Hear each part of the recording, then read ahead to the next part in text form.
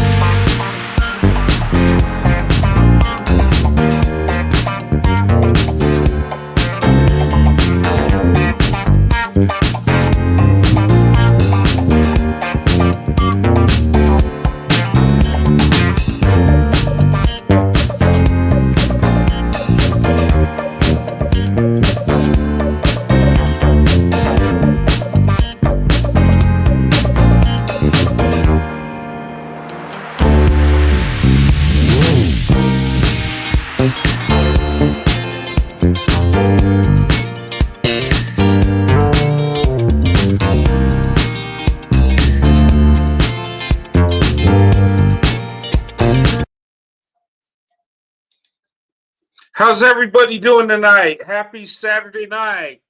If you could please give me a 1 if you can hear me. I would appreciate it. Internet's a little dusty tonight, looks like. So, okay, thanks, Indiana Mom. Good to see you. Buy the book. Good to see you. Indiana Mom, Rodney Dunnigan, Beverly, good to see you. Colored Gal. All right, good to see everybody. Happy Saturday night. It's good to see you guys. Tonight, I kind of changed the title a little bit. I'm going to talk about the Secret Swirl Society. And then I'm going to talk about Swirl to Investment now. Okay? And everybody that's watched me knows what Swirl to Investment means. Okay? But if somebody's watching for the first time, what Swirl to Investment means is taking your interracial dating to marriage. And we know swirling's interracial dating, right? And we know the investment is the marriage. That's pouring everything into your relationship. Okay, that's what that means. Okay, in our history and other countries too, to marry somebody of a different racial group. At times it was illegal in our country. There was a time where if you had an interracial relationship, okay, you could be you'd be punished. You could be imprisoned and even unalive. Okay, it was that serious, and people would find love with each other, and they would have to do it in secret, or they would have to leave their town, their state, even the country to be together so they could get married and have a family. Okay. We take that for granted today because we could date and marry whoever we want. It don't matter if you're a white guy with a black woman, black guy with an Asian woman, we could do whatever we want. And it should be that way. Okay. And I tell black women all the time, open up your options, okay? Or at least have that button readily available, okay? Because unfortunately, black women outnumber black men by over 2 million. And then you take you know, the interracial marriage. Okay, black men are going to do it about twice as much as black women. Although the numbers are shifting, okay, it's evening out. Uh, you know, good evening, everyone. Okay, good to see you, Beverly. Yeah, that it was a crazy lie. It didn't make sense. It was evil. It was wrong. Nobody should be denied of being with who they love. Okay, why? Because our ethnicity is different, our skin tones are different. No, I mean that makes no sense. If you find true love, you should have that true love. Okay. And the beautiful thing about today's world, even though it's corrupt and evil, still, uh, we do have that option to date, marry whoever we want, as long as they'll have us, right? Okay. Um, Before I get started, I'm going to speak about what my channel's about because I get some hate from the trolls that don't like my content.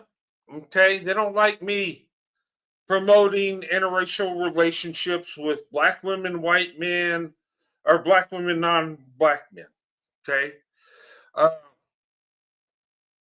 you know, and they've told me that I'm biased and racist because I only talk about black women, white men, and no, I don't just talk about black women, white men. I talk about black women and non-black men. Okay, that's what my channel's about. I'm not going to have Becky and Tyrone come up here and do a segment on them. Okay, you got plenty of channels for that. And believe me, guys, I get people that'll send me emails and get in my comment section and say, "Why don't you talk about black men and white women?" Well, that's not what this channel's about. That would be like me going to one of those SYSBM channels, right? Those black guys that love white women and Asian women, and telling them how come they're not talking about white men and black women. Okay. I don't do that. That's their business over there. But this is my business over here. Okay. That's what the channel's about. You're not entitled to come over here because I'm married to a black woman. Okay. And believe me, and I'm not going to police my chat because a black woman had a bad experience with a black guy and she shares that. Okay. This is a place where black women could come up and talk about what they want. Okay. And let me put this slide, show you a little bit what this channel's about. Okay. This is the purpose of the channel, to promote interracial relationships. White men, black women, or Asian men, black women, Hispanic men, black women. You get what I'm talking about, right? Okay. Number two, love, respect, protect, and black women. Okay, we're going to show black women love and respect. All right. And if you don't do that, I'm just going to block you from the channel. Okay. And I have no problem blocking white men and Asian men too. Okay. The donut dust don't fly over here either. Okay. And number three, hold the men accountable on this channel. Okay. I hold men accountable, period. That's what we do as men. Okay. Some men can't take being held accountable. Okay. It hurts their feelings. I don't care. Okay. As men, we need to be held accountable more often, so women in our country could have a better choice. All right, number four, respect faith, morals, and opinions. Okay, I don't expect anybody to believe in everything I do, and I hope you don't expect me to believe everything you do. Okay, the beautiful thing is we can agree on some things and disagree on others. Okay, but we will respect each other, regardless of people's faith, okay, their morals, opinions, religious, political. Okay, we're going to be respectful. Okay, protect the image of black women. What do I mean by that? We're going to tell the truth about black women. That's the best way to protect the black woman's image. Tell the truth. Okay? Protect the image of white men and black women, white men relationships. That means non-black men and black women relationships. And we're going to respect black men and white women too, and all the others, okay? As long as they're respectful to us and don't attack me, anybody on this channel, my family, and so on, okay? Number 7, create a network for black women and non-black men to come together for love and marriage, okay? Now, you don't have to come to this channel for love and marriage, but that's the theme, okay? And, I don't care what you believe, you could come here as long as you're respectful. That's all I ask. All right? This ain't a place to come hook up and none of that. Now, some people from this channel have hooked up, some have even gotten married. Okay, that's your business and who you're talking to. Okay, most of the people that I talk to on this channel, I've never met in person. I've met 5 people from YouTube in real life. Me and my wife have. Okay, amazing people, beautiful people, black women and white men we met that are in interracial relationships. Okay, but most people I don't know. Okay, this is a YouTube channel where we come together and promote interracial love, where we promote taking that swirl to investment. Okay, so if you're a black guy and you love white women, this ain't the place for you. Okay, this ain't the place for you to come and tell everybody how you feel, because I don't care, and nobody in this channel does. Okay, I don't mean to put it that way, but sometimes we get trolls in here that try to sabotage a channel and all that stuff. And I'm not going to play that game. Okay? You know what the channel's about. Now, I have a prayer meeting. Everybody's invited to that. Okay? But when we go there, it's all about faith. It's not in prayer. It's not about nothing else. Okay? But this is what my channel's about. So if anybody's confused, I'm not going to police my chat. Okay? This is a place where black women can come up and say what they want. Okay? All right. All right. Let me take that down. Okay. Sorry about that, guys. I kind of have to put that out there because some people are confused and believe because I just talk about black women and white men, or black women, non-black men, that somehow I'm biased and racist because I don't let everybody under the sun under my channel, which no other channel has to do that. I don't know why I got to do this. Okay. But if you're interested in Swirl to investment, that's what this is. Okay. And when I do my show, this ain't a time for you to come debate me. Okay. Unless I'm feeling like, having fun with trolls, I might let you up here just to mess with you and have fun. But then again, I might not be in the mood. It's my channel. Okay. And that's the way it is. Okay. All right. Before we get started. This diminutive. Oh, I hit the wrong one. Sorry, guys.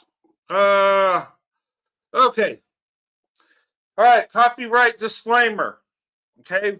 We're going to use some videos for educational purposes, for commentary, for criticism. Okay. And we're going to share what we feel about it, in the chat, or someone might want to come up and say something. Okay. All right. But that's what it's used for, mainly education. Okay. All right. Fair use. Okay. There it is. Okay. All right, I'm going to show a slide and then I'm going to get into the videos. Okay. All right. Right here. Okay. Secret Swirl Society. What is a Secret Swirl Society? You might ask, what is that? Okay. My definition of the Secret Swirl Society, that's what I call it. I call it secret interracial relationships. Primarily, they took place in the past when interracial relationships were illegal, when we were segregated. Okay. People in the past had at times to keep their love a secret. Okay. Because society would not accept it. Their family, their friends, the town, they would not accept their interracial love. Okay. And it was illegal at back in the day to get married to someone of another racial group. Primarily black and white people weren't allowed to have relationships. Okay.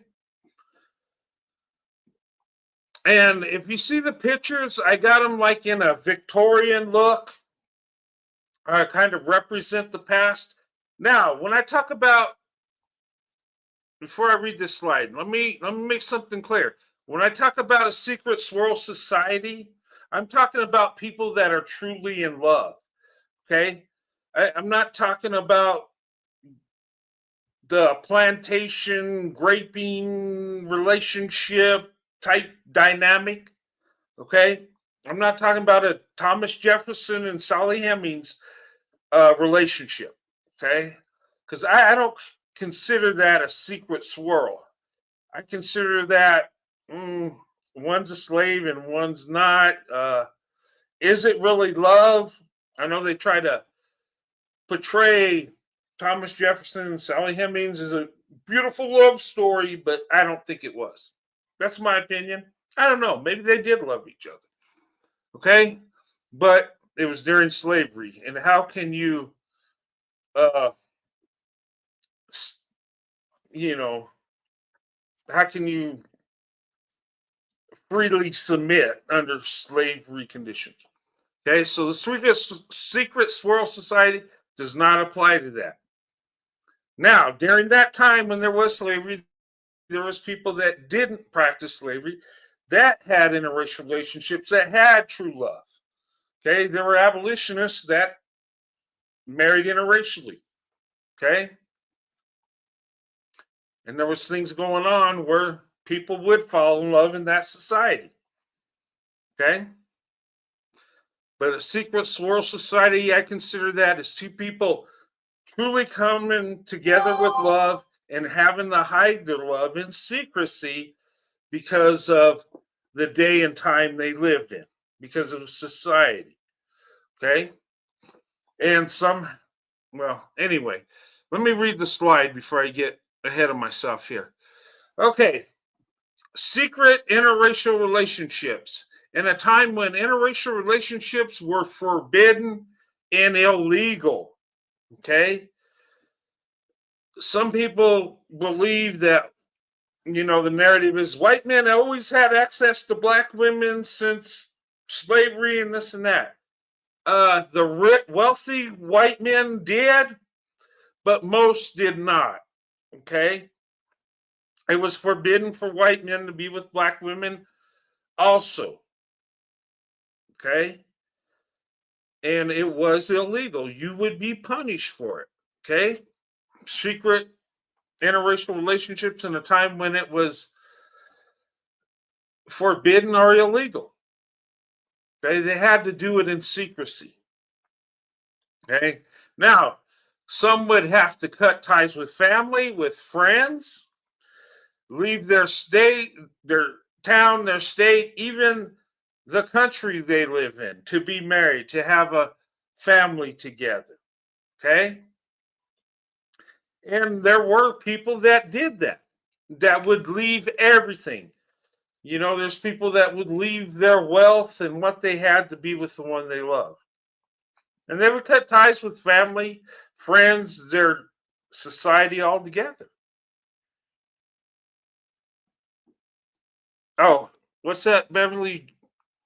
Just hop on to say hello. Have respiratory infection. I'm getting ready to take my meds.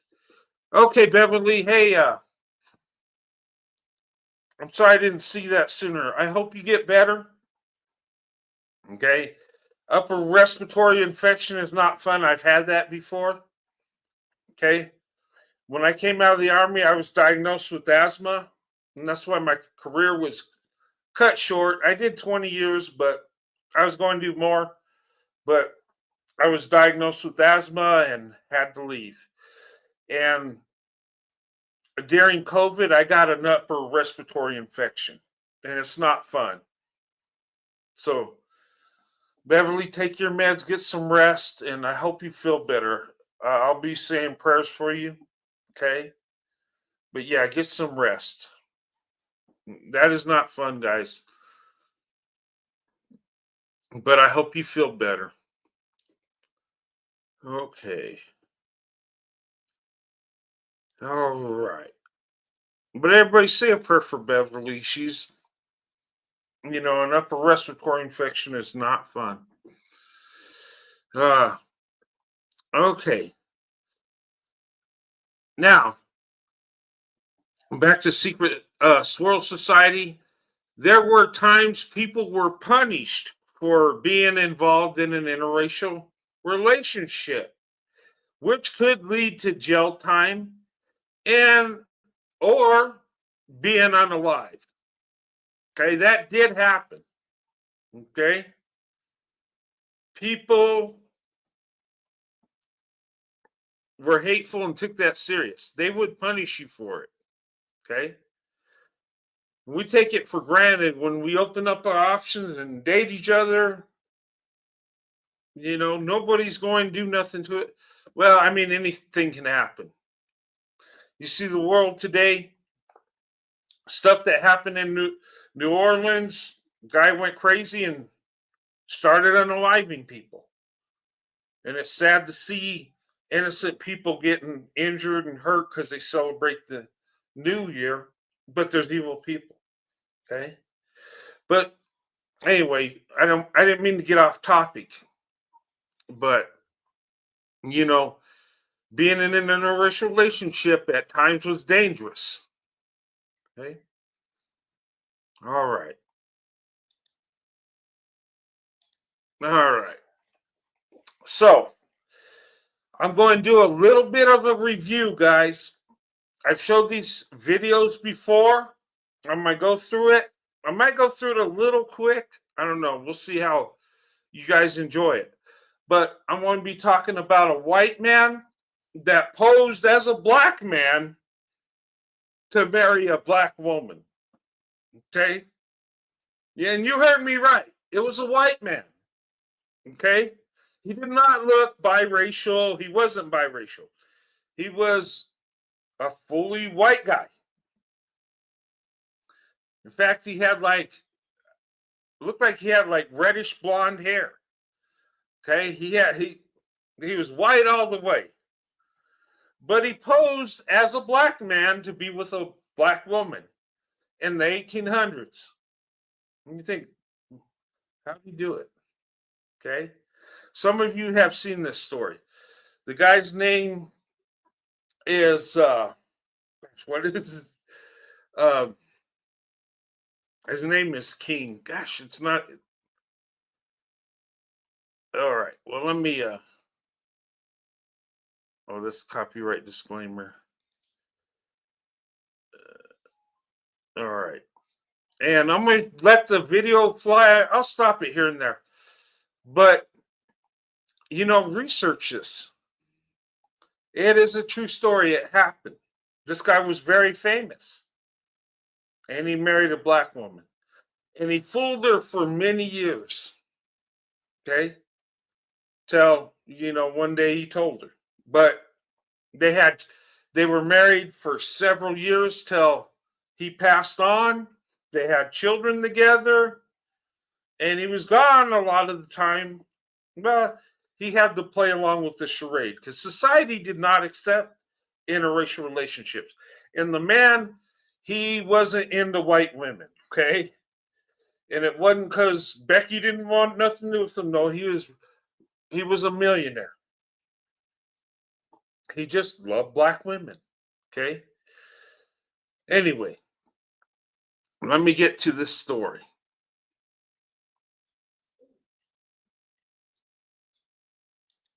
Talk about briefly is Clarence King, who was the fourth of these great. Okay, his name was Clarence King. Sorry, guys.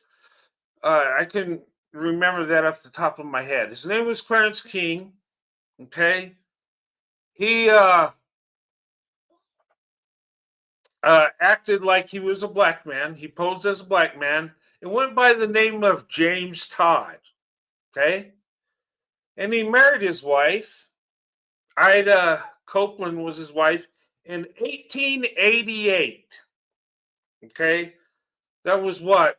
24 years after slavery?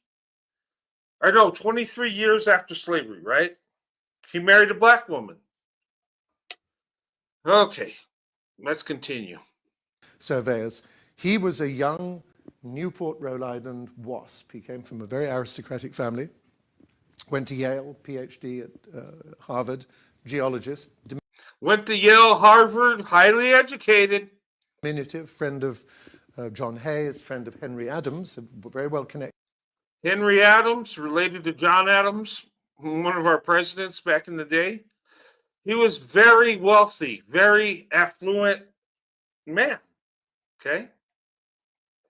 In American society, and a very, very good geologist. And he was put in charge of what was called the 40th Parallel Survey, to survey all the land between Sacramento in the west and Cheyenne in the center of the country, 1,000 miles and 100 miles north. He was surveying land. He's a very prominent guy. He was gone a lot surveying the land. Okay. South. Took him 7 years to do it. Impeccable maps. They cost hundreds of thousands of dollars if you want to get the full report of the 40th Parallel Expedition. And as a reward for doing that so well, he was made the first ever director of the United States Geological Survey, a body which still exists today. However, he had a peculiar personal life. He, and I trust no one will be offended, it's early in the morning, I'm afraid, but he sexually very energetic, but he didn't like white women. He loved Native American women and he loved black women. Okay, I was mistaken. He liked Native American women and black women. He wasn't interested in white women. Believe it or not, some white men were not interested in white women. Not there's no hate there. Just we love black women. When I say we, I'm just like this guy. I've always been all in for black women. Okay? And you know, people like me and men like me, it's not like, oh well, it's a woman, it don't matter. Some guys can do that. Some of us, our hearts just all in for black women. Okay? Just how we are. That's how it is. Okay? But anyway, let's continue. And there came an event when he was well on in years. He was walking across through Riverside Park in New York, and he saw walking towards him a black woman. And for him, it was a sort of a coup de foudre. He saw this, he said, this is the woman of my dreams. But instead of going up to her and saying, good evening, madam, my name is Clarence King, I'm director of the United States Geological Survey, will you have dinner with me? He's thinking too fast on his feet. He made a remark which turned his whole life topsy-turvy. He said, good evening, madam, my name is James Todd. Okay, there he is. There's Clarence King posing as a black man. That guy don't look like a black man at all. Okay. He couldn't even pass as Hispanic. This guy is white. Okay. But how did he pull it off? How did he pose as a black man? Well, you're going to hear the story. Where he got that name from, I don't know. I may look white, but I'm in fact black. And I'm a porter with the Pullman Railway Company. Will you have dinner with me? This is that guy. This is that guy. Okay, let me stop right. in the center Oh, of Diane, in the sorry, center guys. of I hit the wrong button. American society. In charge of North and South. Took him scientists to section. This is the woman of my dream, topsy-turvy. He said, "Good evening, madam. I may look white, but I'm in fact black. And I'm a porter with the Pullman Railway Company. Will you have dinner with me?" This is that guy. This is that guy. That's funny because he said he was a black. He might look white, but he's a black man, and he's a Pullman porter. Okay, and that's a job that black men did back in the day, and they would ride trains and travel across the country, and that's what he said to a black woman on the street. Okay, he passed for black in order to marry his love, a black woman. The story of Clarence King.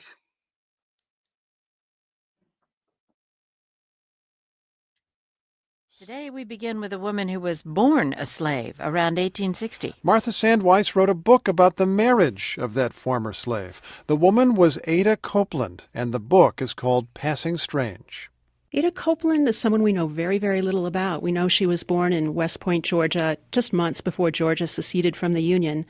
We know that she likely spent her childhood in a world of violence and confusion. The Civil War. Georgia, exactly, during the Civil War.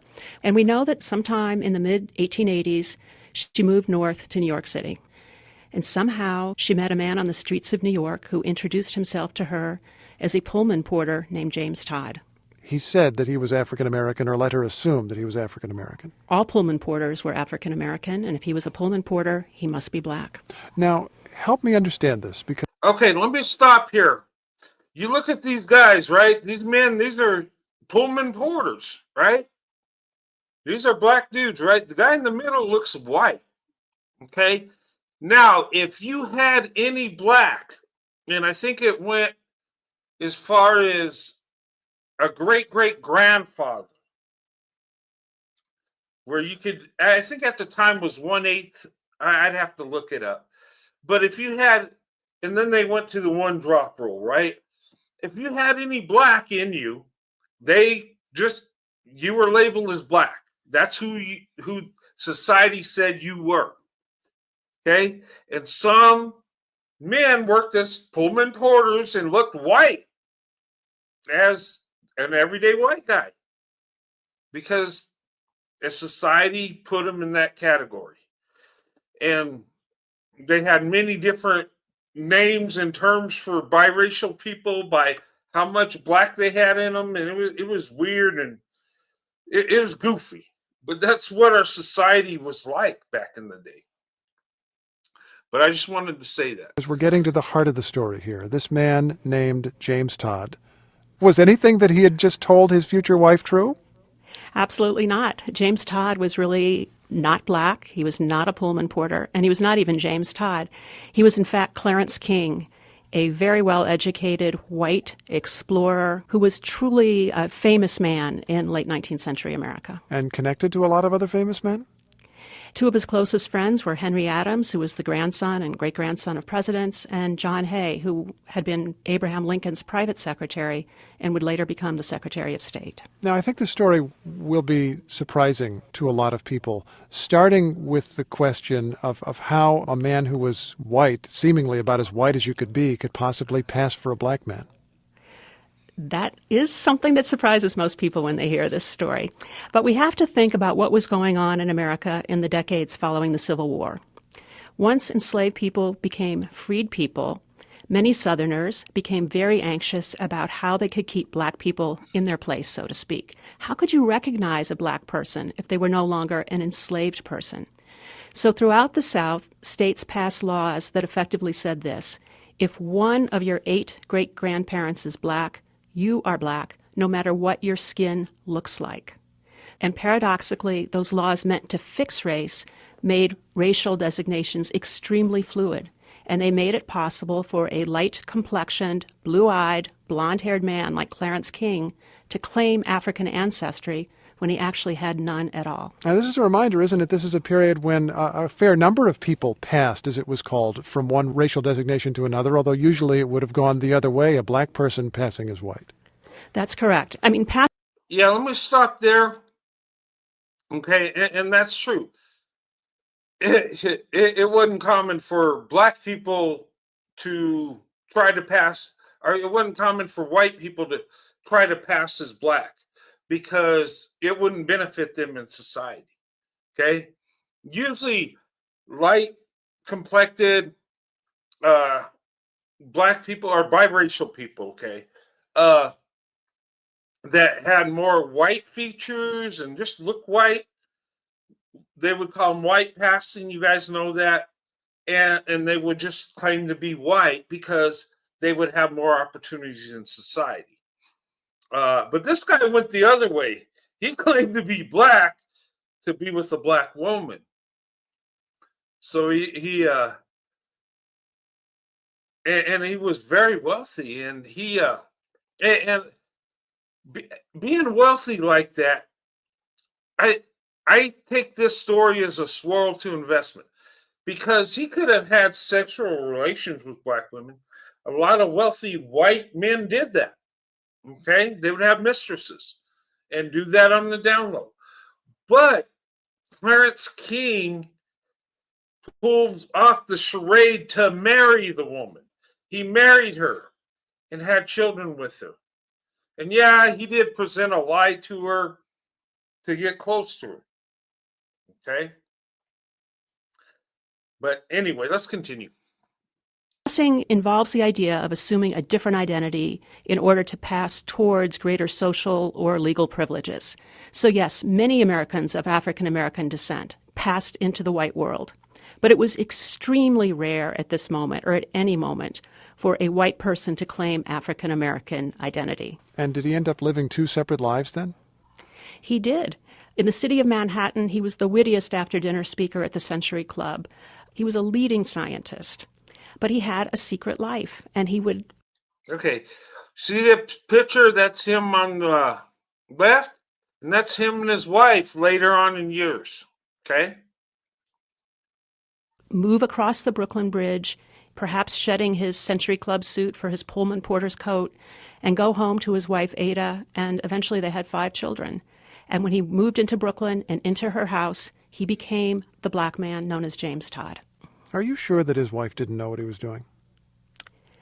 I don't believe she really knew who he was, and let me tell you why. For Ada Copeland Todd, marriage to a white man would have been very difficult. She would have been ostracized by other black people as well as white people whom she knew. But marriage to a very light-complected African American would have seemed to her a step up in the world. In 1900, we know from a newspaper account. So what she's saying, and there's your history of colorism right there, right from white supremacy, okay, where being with a biracial man for her would be a step up in society, okay, and that shouldn't be, right? That's wrong. I find it very strange that black people would internalize that and carry it on and have favor with other black people that are lighter complected. But in his case, he had to portray being a black man. Even though he looked white, there are a lot of people then that looked white that had a little bit of black, DNA in them. They had a great grandparent or something, it happened. And he portrayed the part to get close to her. Anyway, let's continue. She gave a party at her house, and this party was covered by the black press. I simply don't believe that if she thought herself married to a white man, she would have allowed that kind of scrutiny of her private life. And let me add one thing. The party was a masquerade. So if her husband... Everybody had a mask on. Everybody was... if her husband was there, he was absolutely wearing a mask. And, that's the kind of detail. I'm not a novelist. I couldn't make that up. But Well, masquerade party. Okay, he's doing a masquerade. Might as well have a party. But hold on. I want to play this through. I'll be right back. This one really happened. What does this story make you think about the racial and ethnic divisions that seemed to mean so much to people then and would seem to mean so much to people now, although in a somewhat different way? I think it's a story that teaches us something about the fluidity of race. Pinning down just what race is has always been difficult. I mean, look at this family, for example. Clarence King and Ada King, as she later became known, their two daughters both married as white women. They went to City Hall in New York, married white men, and each swore for the other on the official form that the bride was white. But a year or two later, their brothers went to register for the draft for World War I, and they were both assigned to all-black Jim Crow regiments.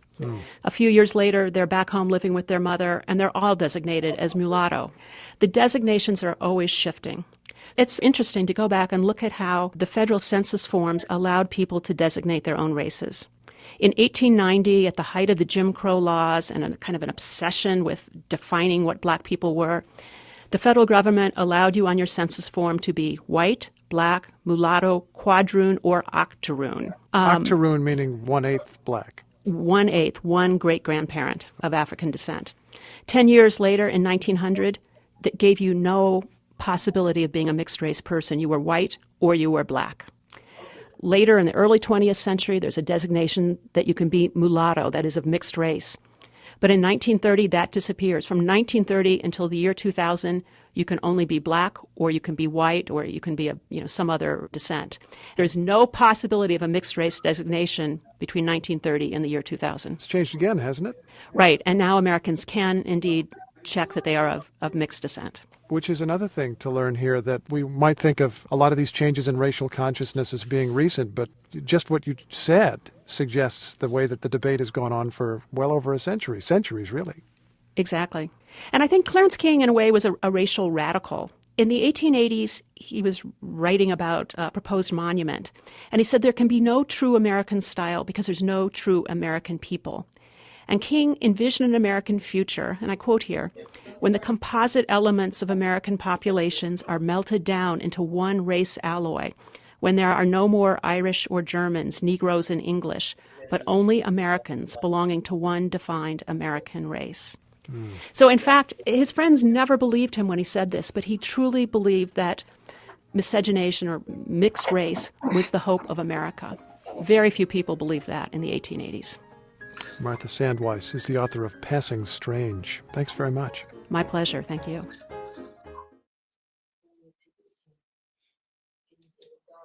Okay, guys, sorry about that. My son called me and I had to.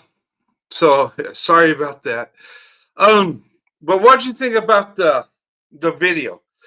Okay, and at the end he said that races coming together would be the answer. He believed in people of different races coming together. And this is one of those positive stories in a time of when we were separated, segregated, where there was animosity. Okay. Um, you know, and he found love. And he told her later on, she found out. But it was a beautiful thing. And they stayed married till they passed on. Okay, and that's an example of a sequel swirl situation. Okay, hold on, my battery's dying. Dang it.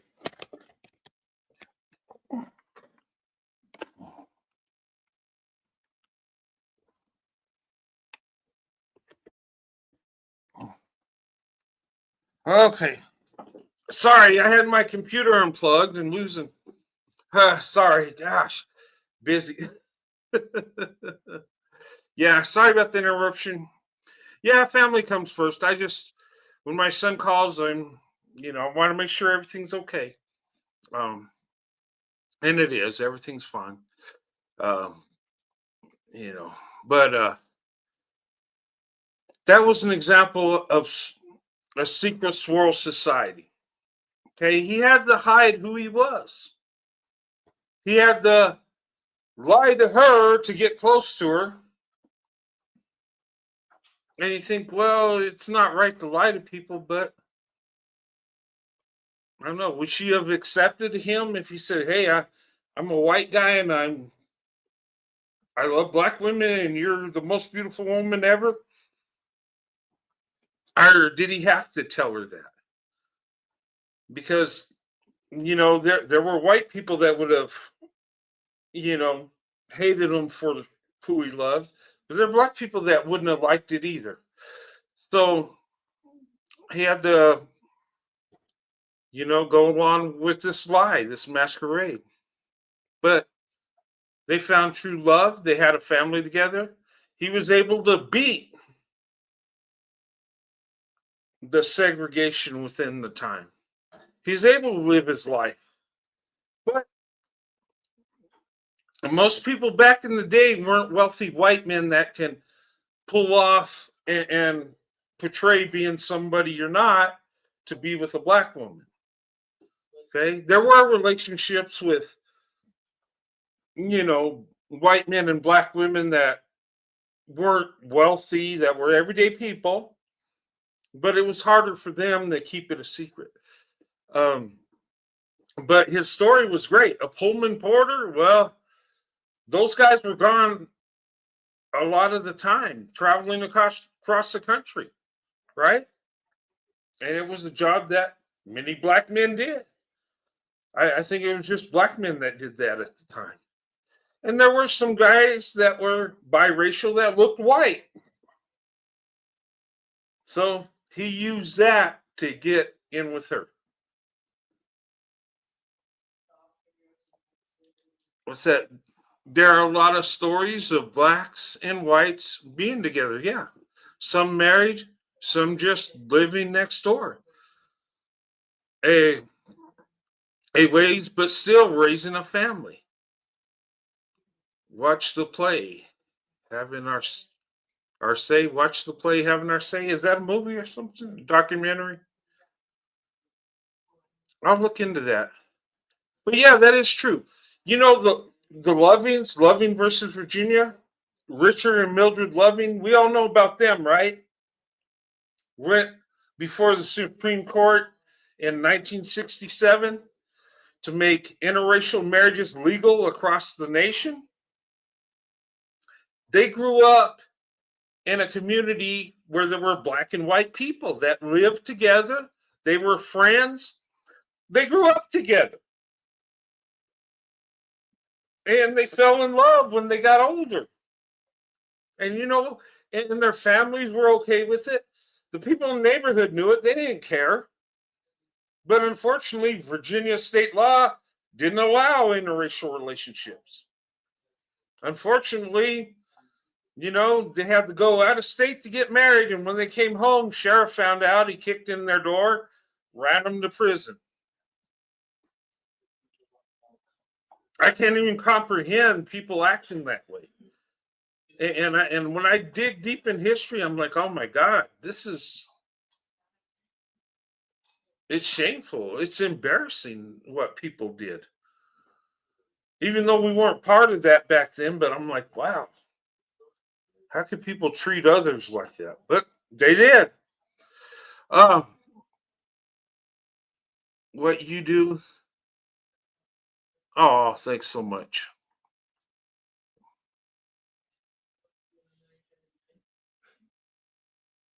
Yeah. Yeah, and I think we need to come together. People say, people say to me, well, okay, you like black women, but there's times you're critical on black men. Well, yeah, I'm critical on all men. When you don't do right by black women, I don't accept it. I don't just let it go. You know,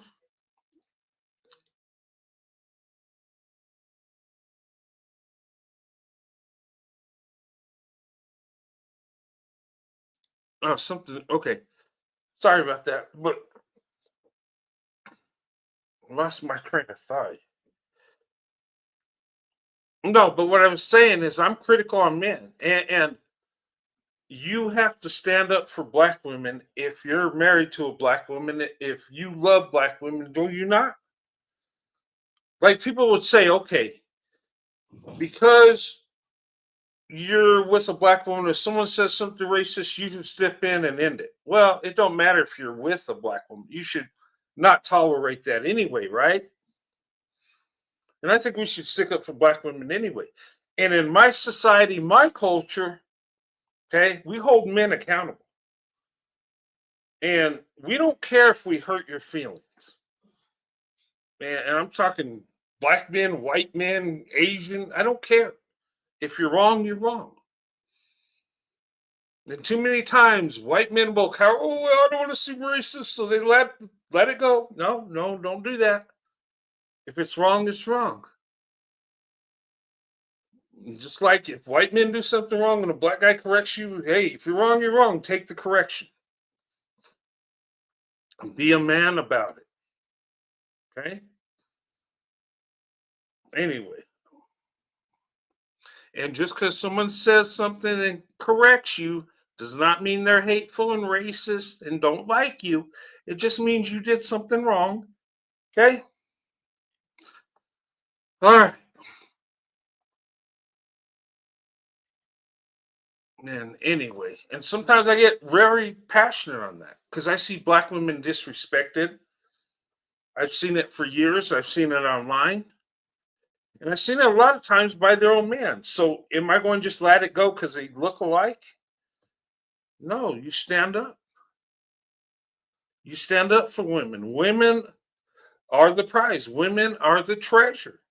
Okay? There used to be a time when we would uplift women and embrace them and look at women as a treasure, as a blessing, which that's what women are.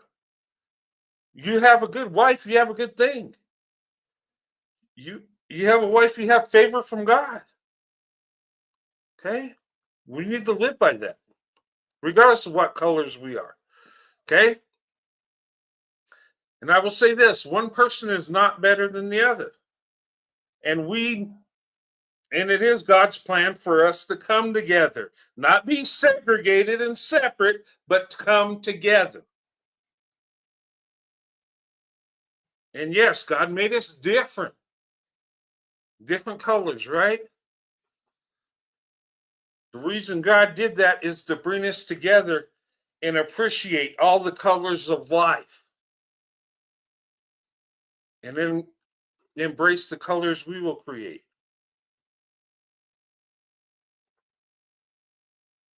Being different is a good thing.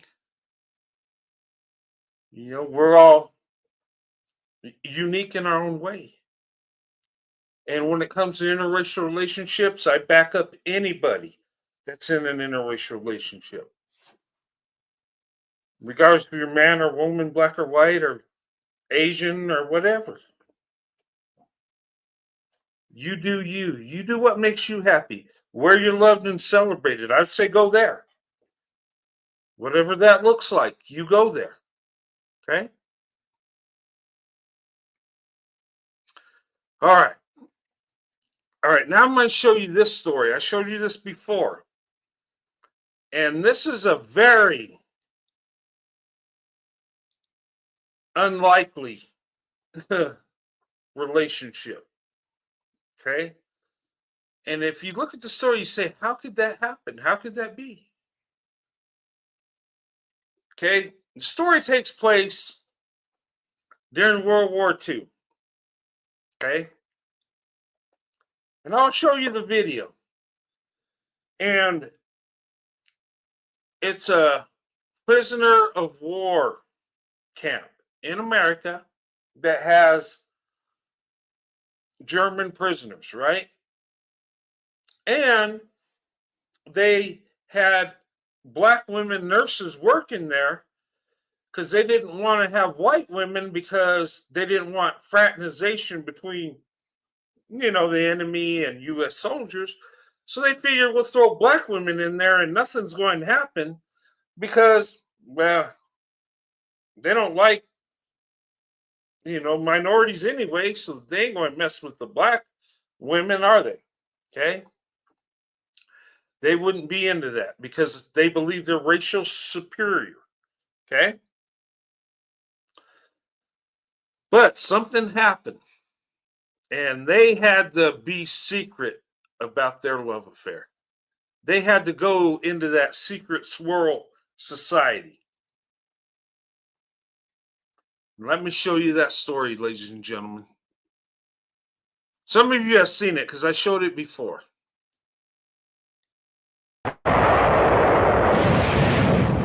So here's a question. Which of the Allied countries in World War II, in desperate need of nurses, turned away thousands of qualified patriotic volunteers simply because of their race?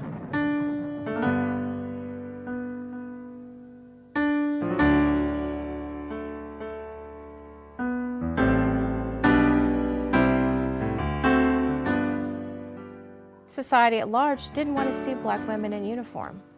So a very small number actually served. And Eleanor Powell was one of them. Like many black nurses in World War II, instead of tending to the wounds of their countrymen, they were assigned to care for German prisoners of war being held in the United States.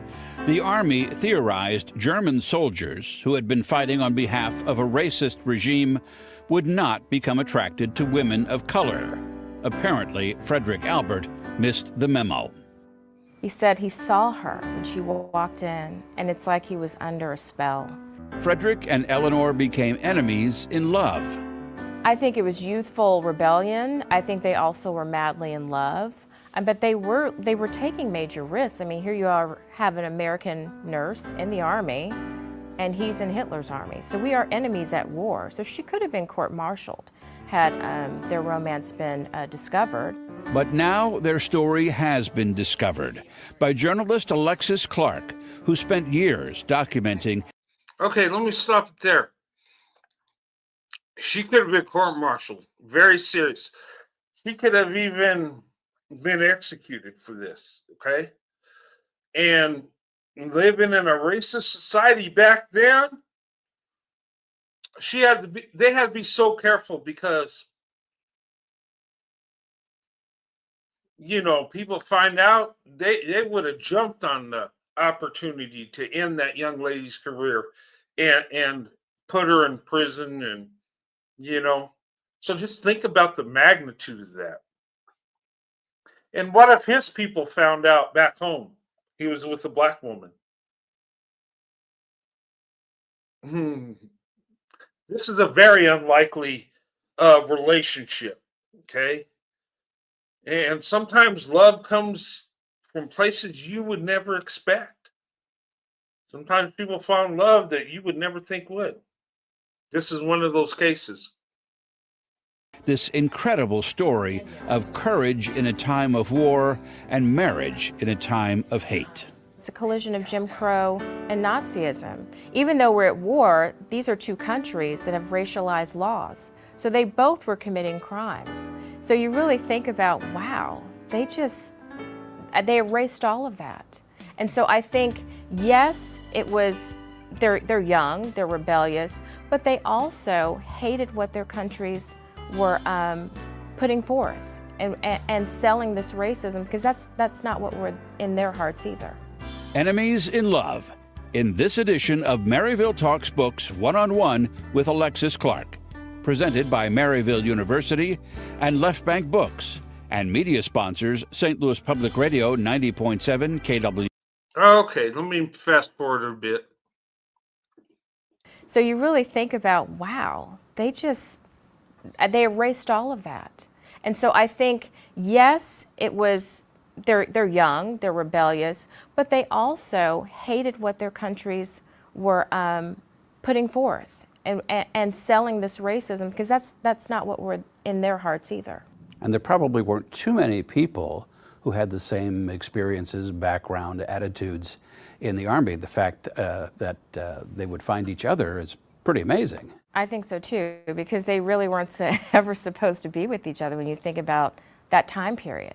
Well, really, it's called enemies in love, but they weren't on that level enemies at all. It seems like the enemies were their own countrymen and women. I agree. Yeah, that's an excellent point. Sure. A German POW, too, is not just a question of being prejudiced. I mean, you know, the Aryan master race theory, they were killing people. Right. Well, that's what was so shocking about this assignment, to put black women in direct contact with German prisoners of war. And what I learned, and Yeah, why would okay, they put the black women to care for the German prisoners, which the Nazis, I mean, when you talk about racism, they're the most hardcore at that. Wouldn't that be putting these women in danger? Could these guys want to hurt them because they're black women? Does the racism go that deep to where they'd want to hurt somebody? It just, the whole thing is just, I guess they felt that they won't be interested in black women. But every race of men, there's men in every race that love black women. And I don't care what's going on at the time during segregation, Jim Crow, and there are cases where there were Nazis that fell in love with black women, which that sounds weird and bizarre, but it happened. It just, anyway, let's continue. this was actually from Eleanor in this previous book, the commanding officer approached her unit and said, "We're shipping you to a German POW camp," because they were concerned with all the fraternization that was taking place between the white nurses and the German POWs. So they said, okay, we'll send in these black nurses, and then there won't be any problems. And so that. Oh, well, and it probably, for the most part, the black women didn't mess with the German prisoners, and they didn't mess with the black women. But there was one guy that seen beauty in a black woman, and she had love for him. Unlikely situation, but it happened. And maybe the more people that come together and take their swirl to investment, would that help to end racism? You're never going to end it. People will always hate. There will always be evil. But you can suppress it. You can suppress racism. You can get it out of the norm, where the people that are that way have to hide it. They'll be like outcasts, right? That's what we want, because we want to come together as a nation. Do we not? And maybe this is,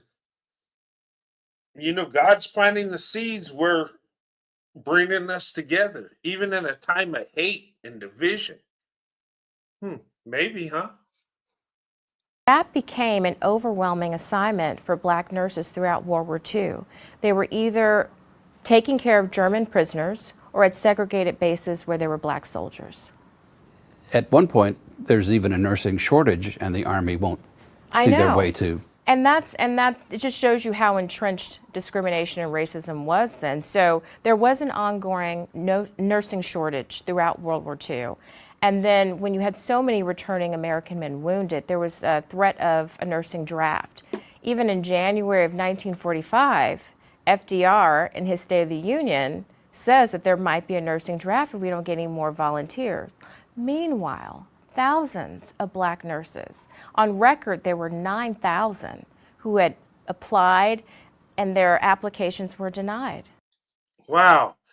So there's shortage of nurses, but they don't want to use the black nurses because they're black. These nurses could have saved lives. They threw away their blessing because of racism and racial superiority. Wow. But yeah, Dr. Lauren, it did go that deep. Yeah. And I hate to say it. I hate to say that our nation was like that. I do, but the truth is the truth. You can't hide the truth. You know? All we can do is make it better today and tomorrow. But yeah. And they didn't care about the young lady's safety. They just, no, well, we need our white nurses over here to help the guys in the battlefield. So we'll throw the black women over there with the Germans. But, yeah. And they had comparable credentials. But this is just where we were, where the American military, and I think society at large, didn't want to see black women in uniform. So a very small number actually served. And that's another big tragedy. There was always a need for hope. And many nurses, long before World War II, tried to be admitted into the Army Nurse Corps. So their desire to be a part of the armed forces and to be patriotic and serve their country started long before World War II. And let me say this, and that's true. These women, they wanted to serve their country. They wanted to help out in the war effort, right? And there were black units that did extraordinary, right? And they weren't given the credit because of how our nation was. And it's sad. It's and I felt kind of hurt, guys. I'm going to admit to you, and I wasn't hurting for me. It wasn't that. It was like when I did a video on the 688, you know, I did that and only got 2 comments after that, and they were like, "Why would black women serve a nation that treat them like second-class citizens?" And I get it, because they were treated bad, even though they did amazing things. And it kind of bothered me, not because of that comment, but I just was bothered that there wasn't comments praising these young ladies, these black women that served our nation and set an example for soldiers later on to come through, and how to conduct yourself, how to accomplish a mission. And even though times are hard, you get through it. Um, and I just, and my whole thing for that video was to honor our service members. And yeah, black women too. They were service members. Okay. And I just didn't see no comments uplifting these women. And it bothered me. Do people care about what happened in history? What amazing things people did? I mean, I just recently found out about the 6888. But anyway, I just thought I'd share that with you. But a sad time, but they found love in a harsh time. II was just always an uphill battle, but thanks to civil rights groups, thanks to the black press, thanks to some public outrage, they would always kind of like climb the tree with fingernails, but they got there eventually. But they were subjected to a horrible quota during World War II, and that's why their numbers were so low. We know that Eleanor was treated poorly by the people in that area. What about Frederick? How were the POW? Okay, guys, I'm going to speed through this. I want to get to where their history is. They're talking about, how minorities were treated, and which we all know, they weren't given the credit.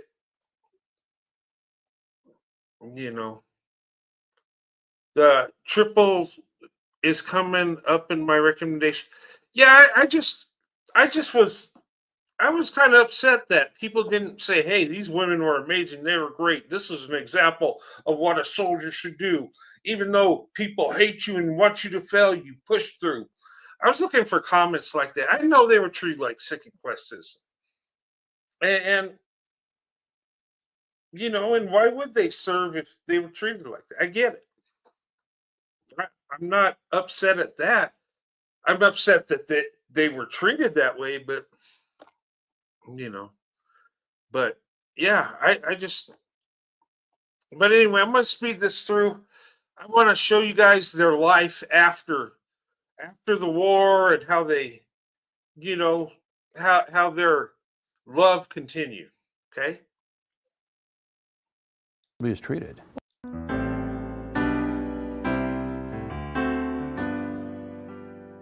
So the war ends, and they inevitably are going to be split up when they send Frederick back to Germany. How did they decide to stay back together? The big secret. Well, again, we're talking about some very young, headstrong people.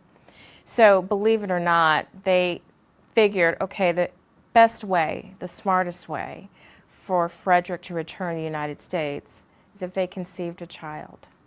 And they did. That's exactly what they did. And you really think about that, because, wow, that meant she was going to be a single mother impregnated by a German soldier who then has to leave because all the POWs were deported. I mean, that was just part of the law. So she was going to have to return home unwed and pregnant. But they believed in their love, and she was willing to risk that. And that's exactly what happened. And he was able to return a year later. And they married in June 1947, 20 years before the Loving v. Virginia decision. Where did they marry? In New York, the courthouse in New York. About the only place probably at that time. Well, they I mean, could have done because there were quite a number of states where it was still against the law for blacks and whites to marry, but in New York that wasn't the case, which is why they chose it. They moved to Boston, but they struggled getting housing. No one wanted to give them a lease. He struggled finding employment. Just taking odd jobs. And so they knew something was. Wow. So they had a child so they could get back together. He married her. Okay. And he's taking his Swirl to investment. He didn't just have a fling with her, impregnate her, and leave, go back home, or whatever. No, he came back. He married her. He stuck it out with her. Okay. And he had the fight not getting jobs because she's black. Kind of the story you hear about Richard Loving went through. There were jobs they wouldn't give him because he had a black wife. And this guy's going through that. And you got to just think about what they got to go through. They have to deal with money issues because nobody wants to hire him because he has a black wife. And what is she getting from her community being with this white guy? I mean, and his family. It wasn't a perfect, beautiful situation, I'm telling you. Let's continue. They'd have to make a decision. They couldn't live like this. And they decided to move to Germany since he was groomed to take over his father's lucrative business. That didn't work out so great either. No. Can you imagine?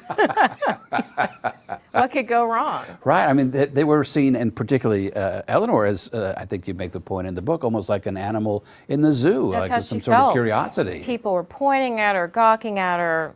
Even some were yelling racial slurs. There was this one moment where she was just walking on a very common street, and this man drops his groceries. And it's like his vegetables roll down the street. It's like he's seeing a ghost. He can't believe it because it was so unheard of to have African Americans in some of these German towns, and that's where they moved to a smaller university town. So that didn't go well, and she also she wasn't welcomed by his parents. Yeah, she had the mother-in-law from hell. Exactly. Yeah, that was a very difficult year and a half that they were in Germany. So they came back to the United States. That's what they did. So they would move. That's the way they made it. So if things got bad, they would just pick up and move. So they Started off in the suburbs of Philadelphia. That didn't work out too much. They had to move again. They couldn't enroll their son in the school of their choice because he was black. But then Frederick takes off and goes to baking school, which ends up being a blessing because they keep moving, but after he finishes, he gets a job with Pepperidge Farm in Connecticut. And that's when they start seeing some more stable, a more stable lifestyle. They had a family, but in addition to the one son, there are other children. Now they're two. Now they have two sons. I'm wondering, in the midst of all this, I don't want to sound like Spencer Tracy at the end of Guess Who's Coming to Dinner, but did they give any thought to, what this was going to be like for their children? They had a hard enough time as it was. Surprisingly, no. And that's some criticism that Chris and Stephen, those are their sons, and even their other relatives, they just thought that they were so naive. And so they didn't even talk about being a mixed race couple. It wasn't a thing. It's almost like they were trying to raise themselves and their whole family in this colorblind bubble. So they didn't address civil rights. They just moved. When things didn't work out and they found out that they... Let me say something about this. Okay. She's saying that when times got hard, they'd move, right? That's what they had to do, unfortunately. But she's saying that they didn't talk about civil rights or see themselves as black and white. And I'm telling you, being in an interracial marriage, you live your life like everyday people do. Me and my wife, I know my wife is black. She knows I'm white. We know that, but we don't get up in the morning just thinking about that all the time and all the time. We've been married so many years and we have kids and grandkids and we're just living our life. And people in interracial relationships, they don't sit around and focus on that. They just live their life. And I think that's what they did. I don't know if they were, I don't think that it was that they were naive and thought, oh, well, people are going to just accept. I think they were just trying to make the best out of their situation.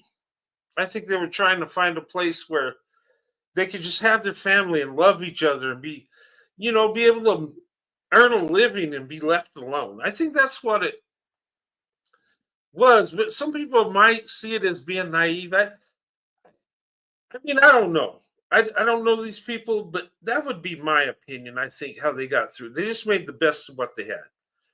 And they loved each other enough to go through it. You know what I mean? They beat racism. They overcame it. They were victorious. Did they have to fight the good fight? Oh, yeah. And it hurt along the way. But they persevered. They got through it. They adapted and overcame.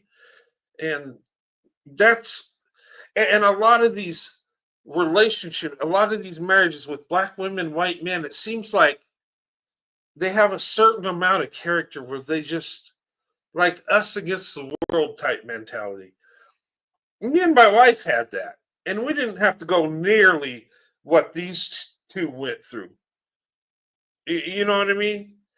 And as time it gets, you're able to battle through it a lot easier. You're not hated as much. Your opportunities ain't taken away from you like it was back then, and you're able to. It's easier. I would say it's easier. And look, I mean, but a lot of times you don't really focus on the bad. You just live your life and get through it. And I think a lot of times that's what people have done in the past. They just find a way. Weren't welcomed in an environment. They left. They didn't really stick around and fight. And later on in life, that was a problem for their kids who had some identity issues in their teen years. And when you talk about a bubble, they actually, if there was a bubble out there somewhere, they found it. They did. They found actually the perfect place, just an hour north of New York City in Norwalk, Connecticut. It's called Village Creek. And even in their covenants, they advertised itself as a prejudice-free zone. And so they welcomed mixed-race couples, artists, gays, Jewish families, groups that had been discriminated against. And they found this paradise, and they settled there and lived there until they passed away. How did you research this? Because most of, obviously, the two main characters were no longer with us. I know. Was it just talking to family? Were there records someplace? I spoke to the experts, and then I spoke to relatives, I spoke to neighbors, and then I would do that over the course of a few years. Now, the sons, did you speak to both or only just one? I met both, of course, but there was really one that I had to rely on because the older son, Stephen, didn't want to be a part of the research. It's too painful for him, surprisingly. I mean, even he's in his 70s now, but he remembers everything and the painful memories, and he just didn't want to go there. I tried so hard to convince him, but it didn't work. So I just had to rely on Chris, who was great. What's the reaction been to the book? I imagine people are as surprised as you were about just this whole story. Yes, I mean, it's been great. They're surprised, they're fascinated, they're intrigued. I mean, this is uncovering a lot of history that they didn't know about as well. So that was the goal of this book. And they're also completely in love with Eleanor and Frederick because their story is so unusual. What was the reaction of the time to check in a couple of weeks or a couple of... Okay, I'm going to stop it there. This story, okay, you can find it on YouTube. That's where I found it. But they came together under the most extraordinary circumstances. And if they can find love in their situation, I think we can find it in America. I do. I believe that. And people have, and people are. But anyway, that's an example of the secret Swirl Society. Now, when they got married, people knew, but there was a time they had to hide their love affair they had. There could have been real serious consequences, and they were willing to risk it for each other. It's amazing. Okay, I'm going to show you some. Now that we covered the secret Swirl Society, little bits and pieces, but this has been going on all through our history. The secret Swirl Society, it was a real thing. Okay, people did come together. They did have relationships. Okay, there were even places people went that had love for someone of another race. And even back then, people found love and they found a way.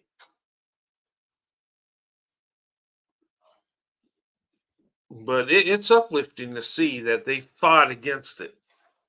It would have been so easy to just stay with your own race and go with the flow and just do what everybody else does. But would you be happy? Would your life be fulfilled? See, I believe these two had a destiny. They were meant to be with each other. I think those of us in interracial marriages were meant to be in an interracial marriage. It didn't just, we just stumbled into each other and fell in love accidentally, but we're trying to be race loyal, but it just, it happens. No. It's meant to happen. Some people are meant to be with other groups of people, with other races. I believe that. And I think in our nation, we got to get away from that separation, away from that segregation. That's why you have so much violence and hate when you separate people. And if we ever, which it will never happen, but if we did go back to segregation, there would be more hate, there'd be more violence.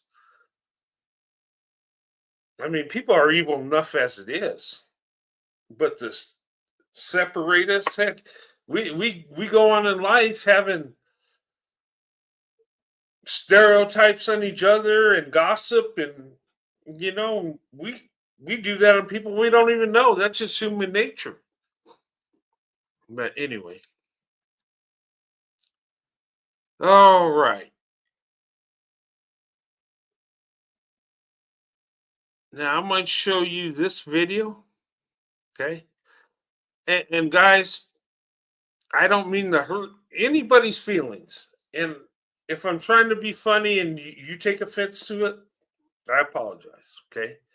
It's not meant to, but there's some things I see in there, they're ridiculous, okay? And I try to understand everybody's point of view because we all have a different point of view, right? And I'm not always right. So I try to try to get in other people's shoes. And, but anyway, now we're going to talk about Swirl to investment. We're going to talk about interracial dating in today's world, okay? Where we don't have to do it in secret, where it's perfectly legal, okay? And people are doing it more and more than they ever had in history, okay? All right.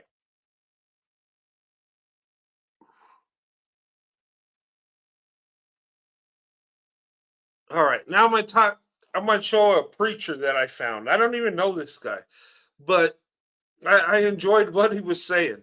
And I would just say while he's speaking, I'm going to say preach on. But if you know this guy, let me know who he is. I just stumbled across this, and what he said was like right on. And he's claiming that he has nothing against a interracial relationship and but anyway, let me go ahead and play this. Out there spreading all. Okay. Who's out there spreading all these lies on Pastor Manning? People out there. Okay, lies on Pastor Manning. That's his name. Okay, let's hear this. Who's out there spreading all these lies on Pastor Manning? People out there lying through their keyboards. They are lying online on Pastor Manning. So I'm against biracial marriages. I never said that. I'm not against biracial couples. I'm not against biracial marriages. In fact, listen, I want to say to all the sisters out there, all these black women, single mothers, you don't have a man, you tired of dating black men, taking you to McDonald's and then asking you to put out. I mean, you tired of that? Go find yourself a white man. There are plenty of white men out there. These white women are throwing these men out the trunk of the car. Amen. Okay. He's saying, black women, go get you a white man. Go find a white man. I say amen. Preach on, brother. This is good. Okay. Let me rewind it a little bit. And I'm going to talk about being thrown out of the car. Okay. All right. To put out. I mean, you tired of that? Go find yourself a white man. There are plenty of white men out there. These white women are throwing these men out the trunk of the car, out the seat of the car, out the door of the car. White women are throwing white men out of the trunk of the car, out of the seat of the car. Well, yeah, they're throwing some white men out, but some of us are jumping out the car. They don't need to throw us out. We don't even get in the car. So black women, there are white men that are looking for you. Want to be with you. So he's right. And I don't think he's against interracial relationships. I mean, I don't know. Hearing what he's saying now sounds pretty good. But let's continue. White women got it made. They're the queen of the universe, looks like to me, the way they're treating. They got all these men after about black women, go for the white man. Go for him. Go for the white man. Go find yourself a Yugoslavian. Go find yourself a Jew. Go find yourself an Italian. I don't care. And they're bringing them in. I'll perform the marriage. I'm not against biracial marriage. Y'all stop lying on me out there. Hey, stop lying on them out there. Okay? But the truth of the matter is that I'd like to see some of these black women get a good man. Besides, it's hard out there now for the black woman. 1.2 million black men in prison. It's tough out there. So stop these lies on Pastor Manning. I never said that black folk and white folk shouldn't get married. I said that Barack's father was an in-heat African. He's a black man. This man had been raised up in the jungles of Kenya, and he had just got off the plane, and he was in the University of Hawaii, and Barack's mama, as a white woman, white girl, started smiling at him. He hadn't seen. Okay, I'm gonna stop it there. Okay, I think he has a issue with Barack Obama's father, and I think it's because he had many children and kind of left Barack and his mother, and I think that's. But I guess some people thought he was against interracial relationships because he talked about Barack Obama's father. Now I don't know what he said. I just got this, and I'm like, oh yeah, telling black women find you a white man. Hey, there's many out there. And believe it or not, though we look the same, we're not the same. Okay? There are many ethnicities in white people. I know we don't see them anymore. We kind of generalize it in America. We just call ourselves white now. They don't say German, they don't say French, they don't say English, they don't say Irish, they just say white. We're just generalized, you're just white. Even Middle Eastern people are categorized as white. Now they're calling Asians white. And then Hispanics, white Hispanics, and that's okay. But anyway, all right. But ladies, you heard it from the preacher himself. Go get you a white man, okay? And the bottom line is find love. If you can find a good white man, do it. I'm all for it. I promote it, and anyway, that's some good words. Okay. Now, like I said, I don't know this guy, so if he says some, Roadrunner likes this guy. No, I like what he said. I don't even know him. I just saw it, and I was like, oh, okay. This is some good words to hear. Okay.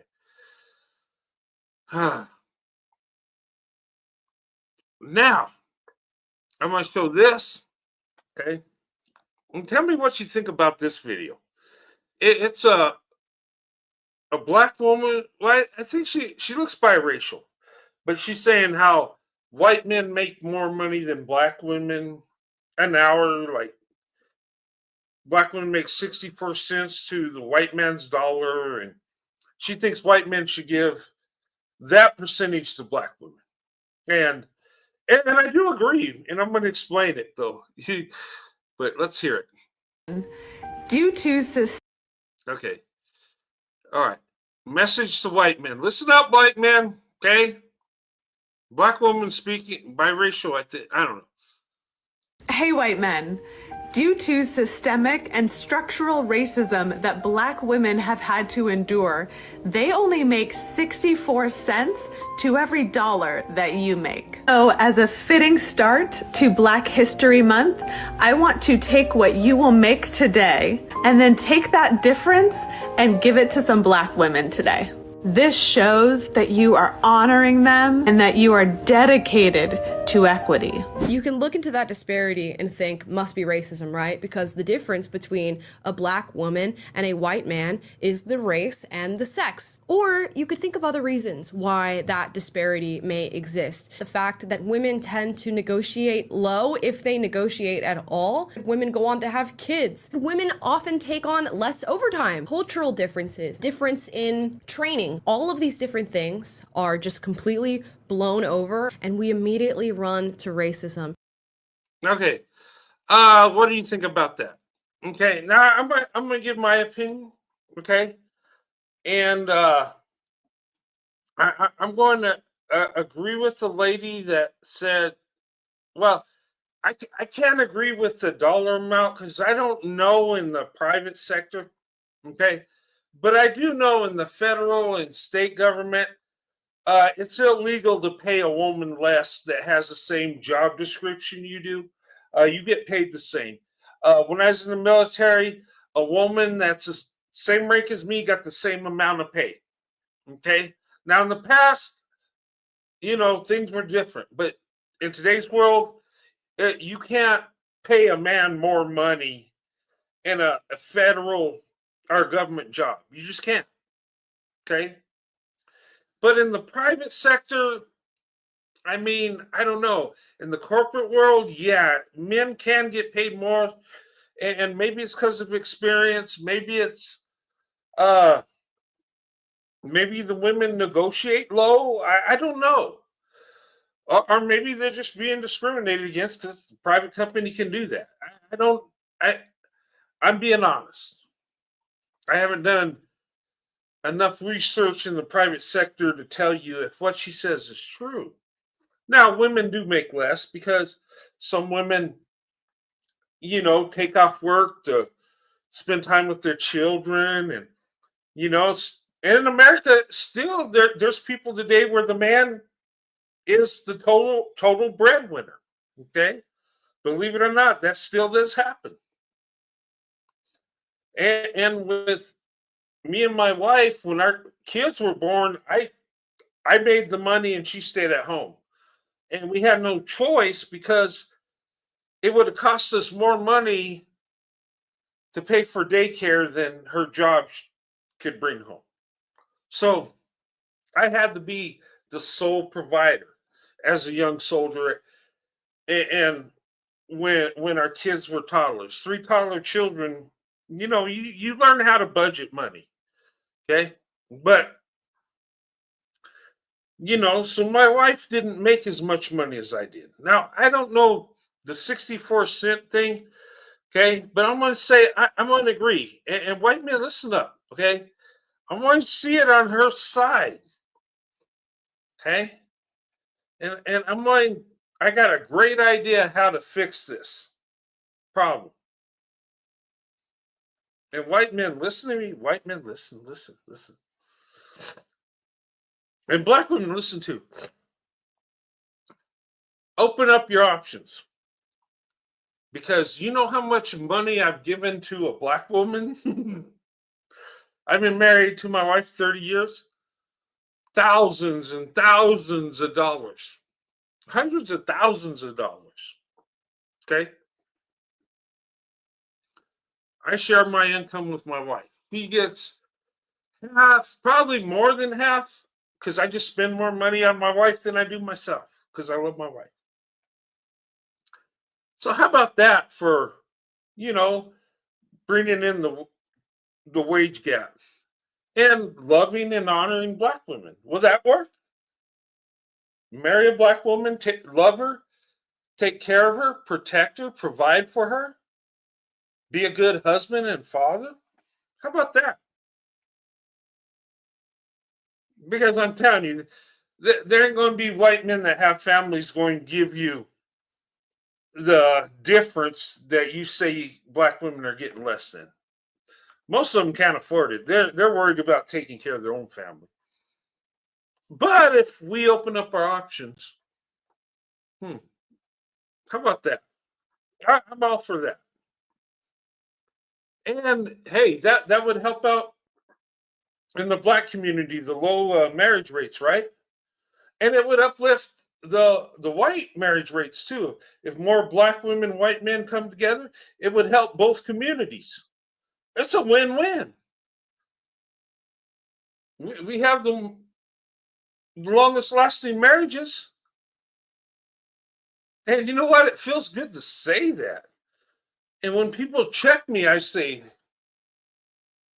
I got over 30 years. How can you tell me I'm lying? You can't.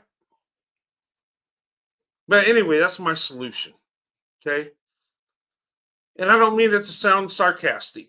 Okay. But I mean, people ain't just going to give you money because of white guilt. They're just not going to do it.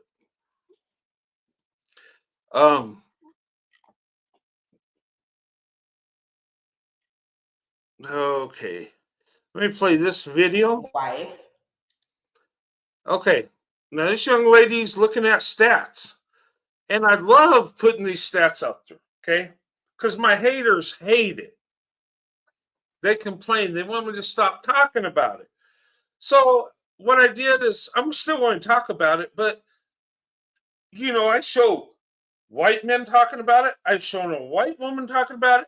I've shown a black man talking about it, and black women. And they agree with me. They actually looked at the numbers. But anyway, let's play this video.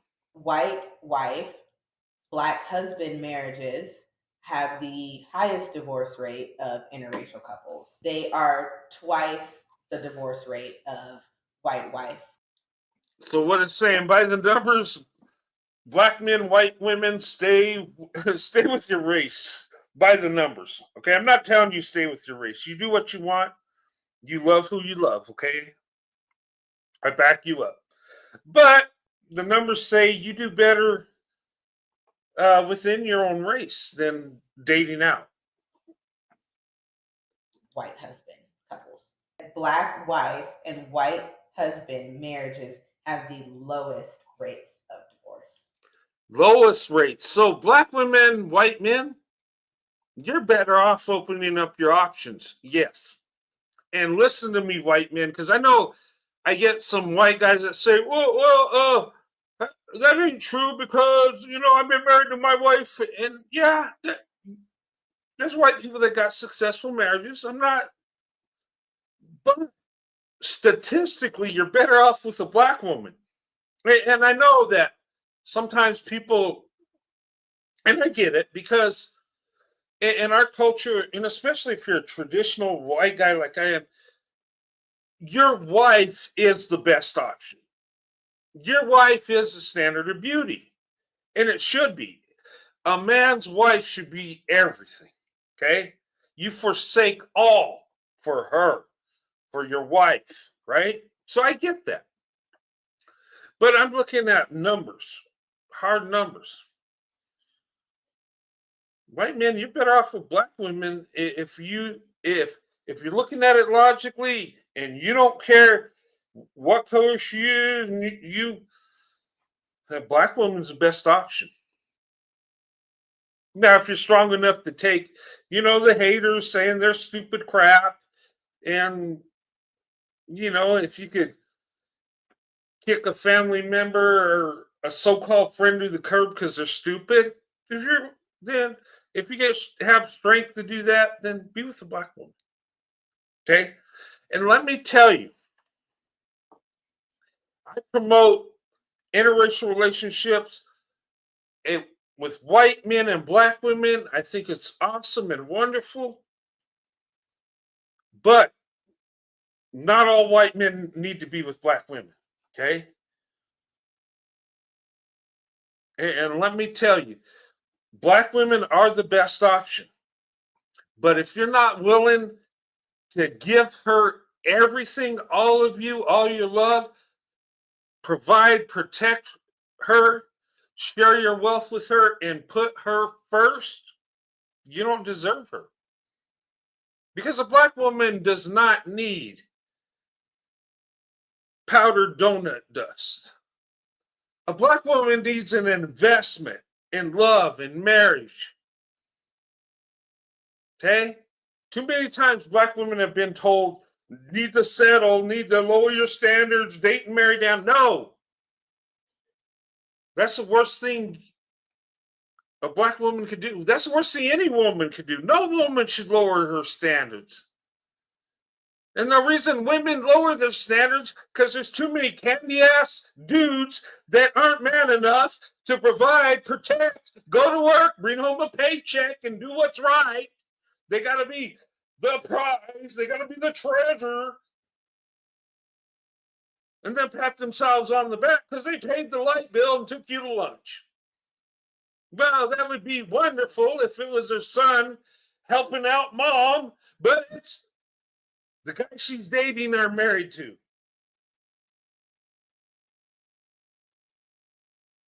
I mean, come on. And black women don't fall for that crap. If he ain't going to give you everything, he don't deserve none of you. No part of you. And when it comes to love and marriage, if you want it all, you got to give it all. There ain't no shortcut. There ain't no easy ride. If you walk in a relationship half-assed, that's what you're going to get.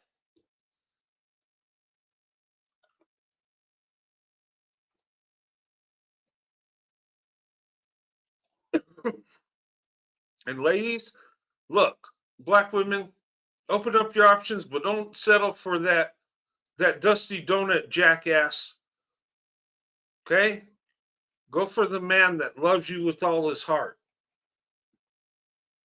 Go for that investment that he's willing to put you above all.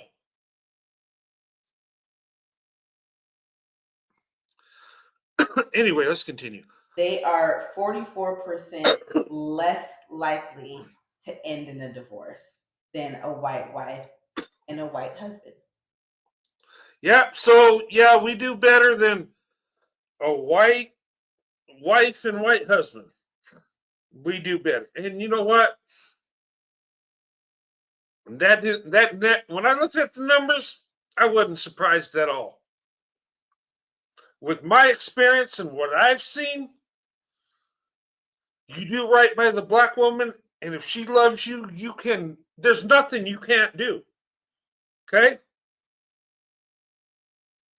Because once she touches your heart and pours her love into you, you'll be energized so much that you'll be so focused on her and so focused on making her life better that you won't even realize how better your life is getting. And then you'll look and say, wow, I made it this far. I've done this much. How did that happen? It's because she touched your heart. She loved you. She poured life into you, and you poured life back into her. And you just became that power couple. And that's why our stats are so good. That's why our marriages last longer. And I don't think it's by accident. I think there's a divine purpose. And call me crazy. I think there's a divine purpose for black women, white men to come together. Once we do that, we'll change the world. Think about it. We won't just change our towns and our states. We'll change our nation. We'll change the world for the better. So not only are we not divorcing, we're 44% less likely to divorce. Yeah. We staying together. Yeah. We locked in. Yeah. That's after 10 years. Stand on it. Yeah. After 30 years. 30 years to eternity. Yeah. Black women, white men, we lead the way. And don't be ashamed to say it. I'm not. I don't care what these dusty dumplings think. I'm telling the truth. And we're living our best life. Anyway. Okay, let's carry on to this next video. And then the last one's going to be I'm going to show you a marriage ceremony. It's a beautiful one, too. I've been getting so many videos. And they're beautiful videos. I look at it, I'm like, wow. It just makes you feel good. I see interracial couples and I'm like, all right, yeah. I feel like I'm passing the torch.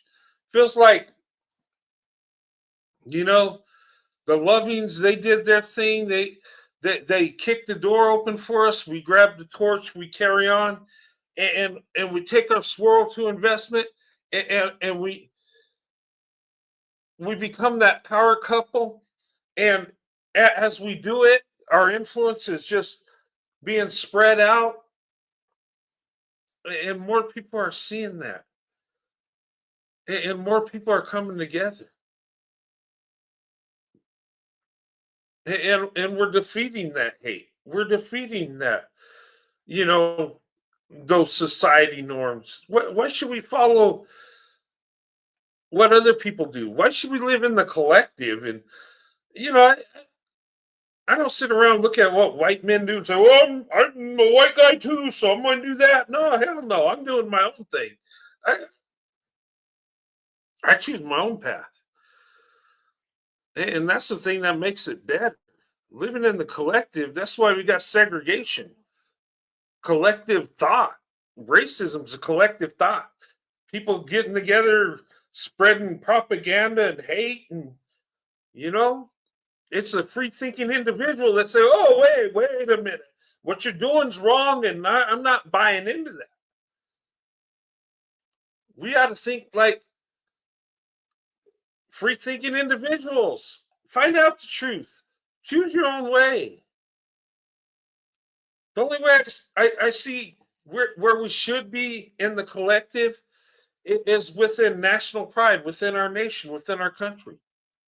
I think America, that all people should come together of all racial and ethnic groups, and just be Americans, be one nation. But as your life, living your life, I think you should live it as, in my opinion, as a free thinking individual, that rugged individual. You know, being an individual gave me courage to approach the black woman and tell her what I thought, and had the courage to risk rejection, and live the life I want to live, and be with the woman I prayed for, that I want to be with, my wife. I didn't do that collectively thinking. I'm just saying. Anyway, let's show this video here real quick. Do we want the... Okay. All right. I want you to listen. It's kind of low, but I'm going to give my opinion what he's saying. Do we want the white man to teach our black women how to be good women to black men? Because if they have to do that, those black women ain't coming back to us. So let me put that out there. If they have to go and find that guidance from another nation, they're not coming back to us. Okay. Well, you're right. If you have to send black women to be so-called taught how to treat black men, yeah, you will lose them, because first of all, we'll take those young ladies in and say, we won't tell her how you need to treat the black man. What we'll say is how he should treat you. Okay. We'll tell women how they should be treated. Okay. It's backwards. Okay. But you're right. If you rely on white men to do that, yeah, you will lose black women. He's absolutely right. And he's thinking, okay? But here's what you should want from the white man. Not to teach black women how to treat white men. Okay, that's goofy. No, what you should get from the white man, okay? And white men will give it to you, okay? And this is what I'm talking about. You need to pick the white man's brain on how to treat a woman, how they, and especially traditional white men, how do they treat their women? Let me tell you, young man, and seriously, and I'm not being funny, you need to observe, because what's going on with this, the inside the black culture, where not marriage is just a piece of paper, and it's okay to have kids out of wedlock as long as you're, an involved father, and make the kid a sandwich and everything's cool. No. You need to be married. You need to uplift the women. Okay? Most black women will be with black men, so you need to do right and treat them right. And if you see the white man, he's doing good with black women statistically. Find out why. Why is he doing so good? Why are their marriages lasting longer? Why do the black women have more wealth with the white guy? Is it white supremacy doing it? Or is it he's held accountable? The key is accountability. Okay? And people will tell me, they say, you know, Roadrunner, you got white privilege. And I say, oh, well, what's that look like? Okay? And then I think about it and I'm thinking, well, you know what? The white community has more wealth than the black community, right? Is that white supremacy? We're just taking the wealth for ourselves because we're so damn greedy. Okay? Is that what it is? Or is it that black women are the least likely to get married? The biggest group of single mothers because the men in the community won't marry them? Could that have something to do with wealth? Because I'm telling you, if you impregnate a woman and you leave her, you instantly put her and the children in poverty.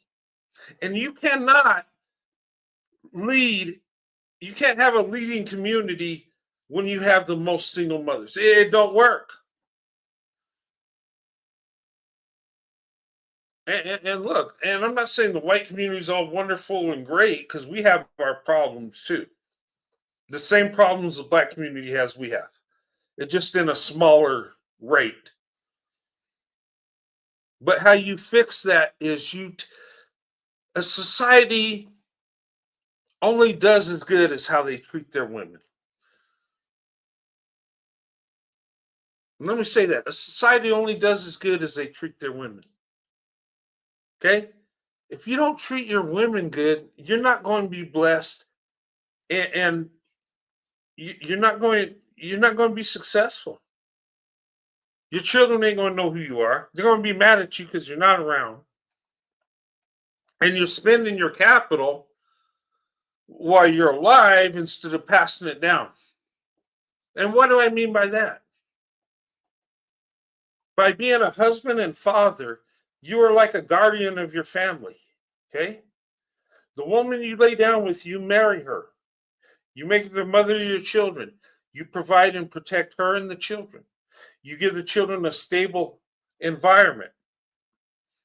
And you teach them right from wrong. So when they get out in the world, they learn from you. Okay? Marriage is very important. And I don't buy off, well, it's just a piece of paper as long as we're together and I take care of her and the kids. Some people do that. Most do not.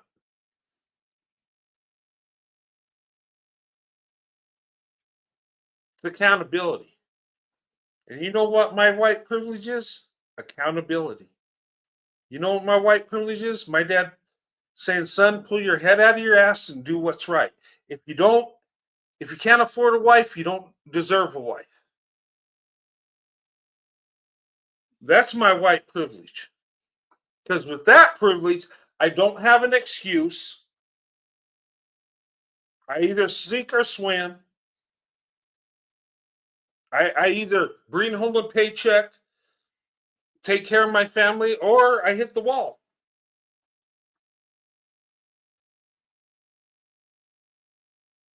I can't rely on an excuse. What am I saying? Oh, it's because I'm white. I didn't get that job. People would laugh at me. They'd be like, okay, no, you just a failure. But accountability is a beautiful thing. It really is. It hurts. None of us like to be told we're wrong. None of us want to have humility. None of us want to be humble. We're so prideful. Oh, why should I be humble? I'm a high value man and got money and a car and look at me. Yeah, sounds all great till the rug's ripped out from under you and you're broke one day.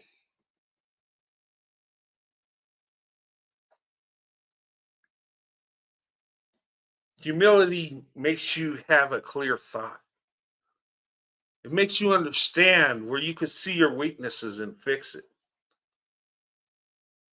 The scripture says, pride cometh before a fall. And I've seen Ben fall hard. I've seen him lose everything because of pride.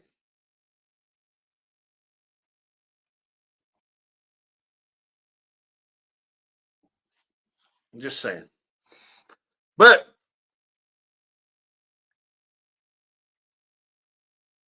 anyway, I'll stop preaching. Sorry, guys. Okay, but accountability is the key to success. Excuses just makes you feel comfortable in your failure. And I always wonder why my father never gave me an excuse, even when I wasn't wrong, because he didn't want me to live on an excuse. And thank God he was hard on me, because I would. Anyway, okay. Hey, Diamond Lace, how's it going? Dust Divester over 47. How you doing, young lady? Okay. I'm going to show you some stats here. These ladies already talked about it. Okay, that young lady did. Okay, and these are Pew Research stats. Okay, that's where I get my stats. Pew Research and the U.S. Census. Okay, people say, "Oh, he just puts numbers out and never says where he gets stats." I always tell you where I get my stats. Look them up. Okay, now why Black women should consider opening up their options. Okay, number one, Black women, you outnumber Black men by more than 2 million. Then you throw in the incarceration rates, you throw in the ones that are gay, then you throw in the ones that date and marry out at a higher number than you do. Do the math, ladies. And that's why if you're race loyal only, well, they can pretty much tell you got to date and marry down and have all kinds of demands. And what are you going to do? Either live alone or date and marry down. But if you open up your options, you have access to all men. Then they compete for you. And that's what you want. Women should never compete for men. Okay. Number two, Black community has the lowest marriage rates. Okay. Only 30% of Black men are marrying. And yeah. And not only the lowest marriage rate, but highest divorce rates, except for Becky and Tyrone. They lead the way. Okay. But anyway, number three, approximately 72% of Black children are born out of wedlock. And I think that number's at 78% now. Okay, so that's not a good thing. You want both parents. Okay, if you don't give children that, you're giving them two strikes before they ever get a swing at the ball. Okay, number four, too many Black women are forced to become breadwinners and leaders of the community because of the low marriage rates and because the out of birth wedlock rate. A lot of single mothers in the Black community, so they have to be the breadwinner. They have to do it all. They have to be the mother, the father, and and that's hard on her and it's hard on the children. Number five, approximately 30% of Black men are married. Approximately 27% of Black women. Okay, I got that from Black demographics. So a lot of the pro-Black like to use those stats, so I did that for them.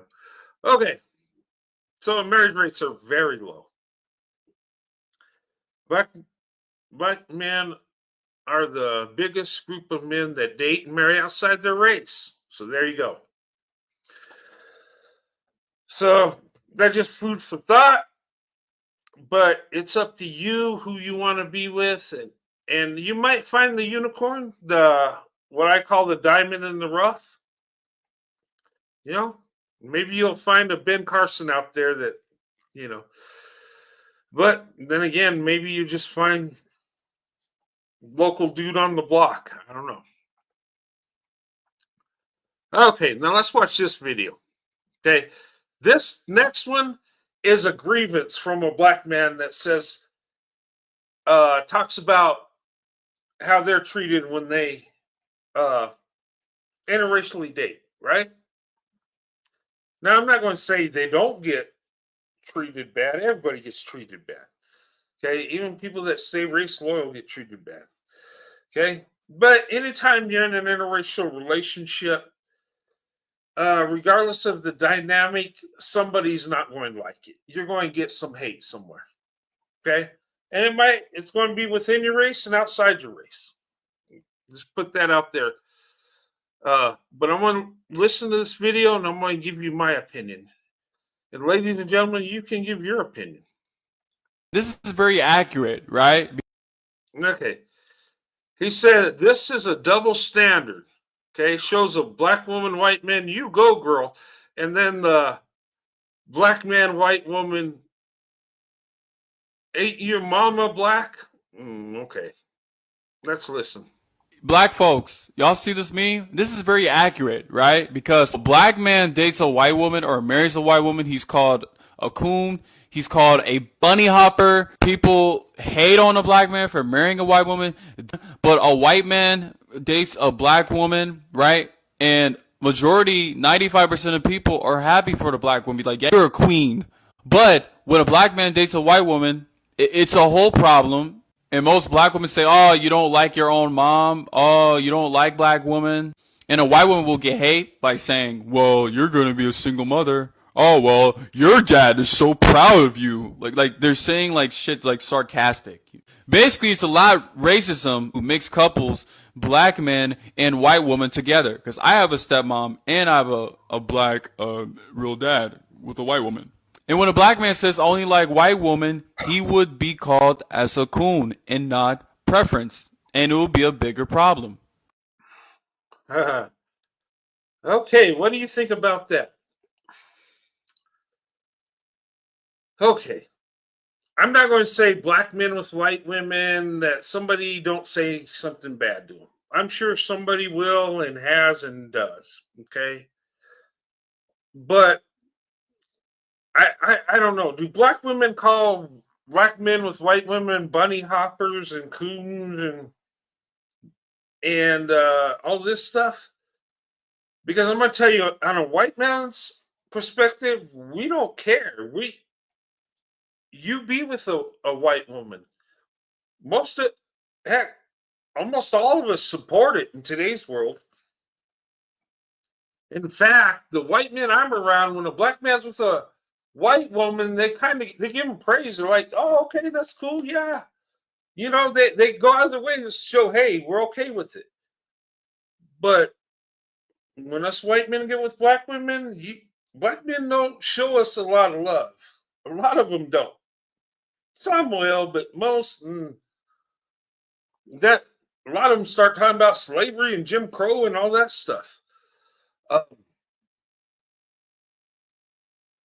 And notice how he said, oh, when it's black men with white women, it's racism and all this. So there's no racism towards the white man and black woman, right? Everybody's just okay with it.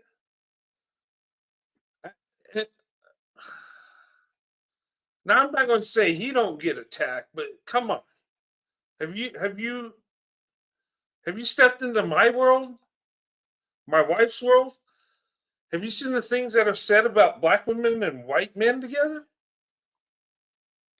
I mean, I made this freaking slide because of it. And these are attacks that black women and white men get. Attacks on the black woman who marry and date white men, sellout, bad wench, self-hater, right hand of white supremacy. We've heard that over and over and over. Sleeping with the enemy is another one.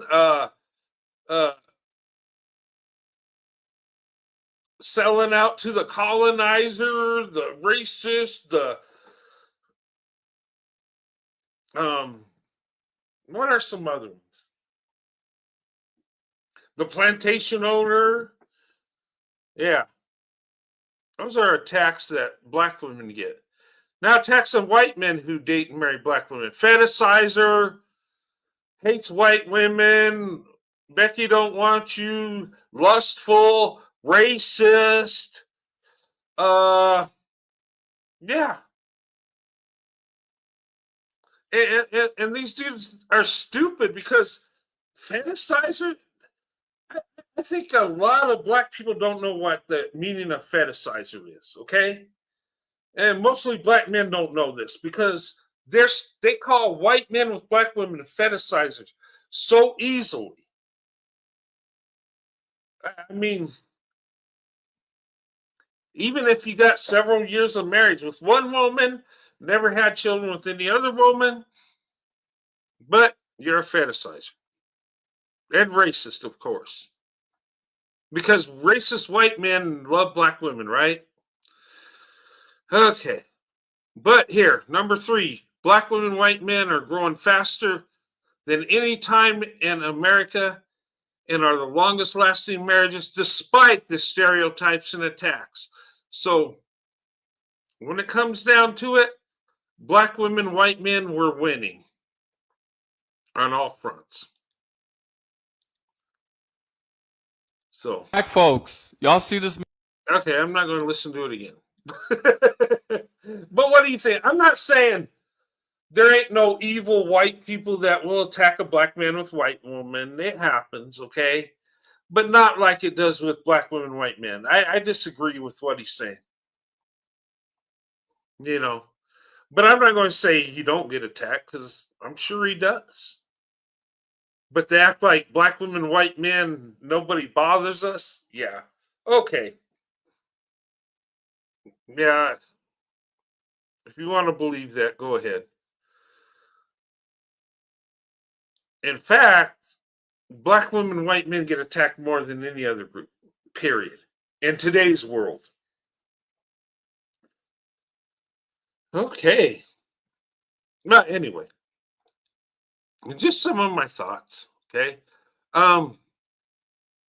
But I'm serious. White men, listen to me. Come on now. We got, hey,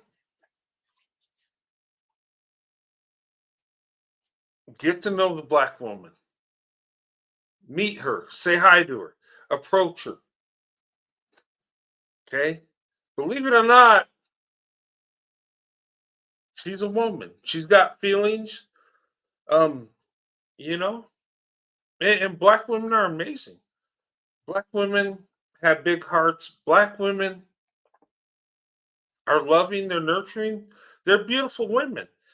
And I don't say that because that's what black women should be doing. No, I don't mean it that way. So, it's weird. Some people take things the wrong way. I had one woman yell at me like, oh, yeah, well, black women have done all these things and you're just like black men. You want black women to do all that? Nah, it's not that I want them to be loving, loyal, nurturing. They just are. Now, my wife, I want her to be loving and nurturing, of course. But I don't take black women for granted. I don't. I understand to have the best, you have to be the best. You have to have your heart right. And black women ain't here to be a servant to us. Black women are here to be loved and respected. Okay? And I think a lot of times men have become so weak that we expect black women to do all these things without us putting forth the work. And what I mean by that is people that go 50-50. And I understand why women get upset with that 50-50 stuff. Okay? And people will do 50-50. A lot of people do. Most people do it because they want a standard of living. They want to have a house, a car, certain this, certain that. And, so both people will work to achieve that, right? But a lot of times in that 50-50, the man comes home, the woman comes home, and the man's got that mindset, okay, well, you're the woman, you take care of the kids, that's your thing. You got the laundry, you got all this, and I came home from work, I'm getting some rest. That don't work. Now, it worked back in the day when the man worked and the woman stayed home, but that's how society was. The man had to go to work all day and work a lot of hours to bring home a paycheck. So he couldn't help out with the house and the kids because he had to work. But the woman didn't work, so they balanced it out.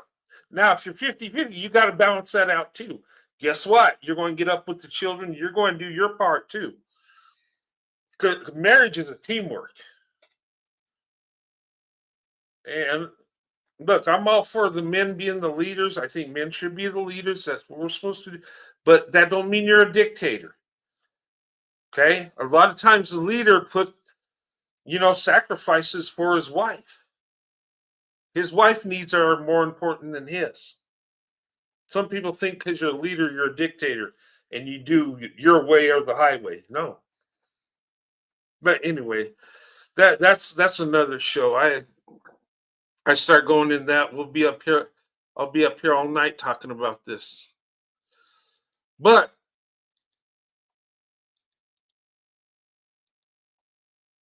anyway, guys, I hope you enjoyed the show tonight. Okay. I wanted to talk about the secret Swirl Society, and I've been looking for stories like, I found like the man that posed, the white guy who posed as a black guy to be with a black woman. I'm looking for stories like that. It's very neat. It's history too. The prisoner of war fall in love with a black woman, and he's a German soldier and she's black, and that blows my mind that they can find love in that situation. And that's what I think about the secret Swirl Society. And me and my wife, we're going through ancestry, and we're looking at her family, and we found out that my wife has a white great grandfather. Yeah. And at first we thought, okay, this is a slave type graping situation, but it wasn't that at all. They actually met in Mississippi, left the state, went to another state where they could be legally married, got married, had a family, had children. That's like me and my wife, we felt pretty good. Like, that's a Swirl 2 investment story at a hateful time in our history where they defeated the hate. They took their Swirl 2 investment. They were able to be together. Of course, they had to go through extreme situation to do it, but they did it. May I have my wife come up and talk about it in one show. But that was something neat we found out. You just don't know what history, we know there's a lot of evil in history, but when we find something positive, that's like, yes. You kind of cling to that, because back in the day, stuff you learn in history, like, oh my God, these people were acting like they were evil. But anyway, enough of that. But anyway, I hope you guys enjoyed the show. But I just wanted to kind of bridge that together, the secret Swirl Society. And people were swirling back then, they're swirling now. Okay. People are going to come together no matter what. Black and white people are going to come together. You can't stop it. And anybody that's pro-black, pro-white, that wants to keep it, the way it used to be, that world's going away. They say white people are disappearing, right? Well, so are black people. And what's happening is nobody's dying off. We're coming together. More interracial marriages happen. Everybody's got somebody in their family that has an interracial marriage.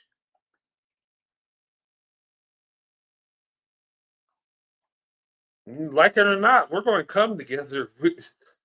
You can't stop it. You can't control your kids, your grandkids, their kids, and so on and so on. Somebody's going to open up their options. Instead of fighting it, let's just have people just be good people. Let's pass down character. Okay? Let's do that. Let's hold ourselves accountable. You'll be better off when you're held accountable. It makes you realize where you're really at. But anyway, enough of that. Guys, I hope you enjoyed this. But like I said, I wanted to bridge it together. Interracial relationships been going on forever. Okay? And, I look at it and I say, wow, I'm thankful for my life and what I can do, the privileges I have. Because in the 1800s, I wouldn't have been. Would I be able to be with a black woman in the 1800s?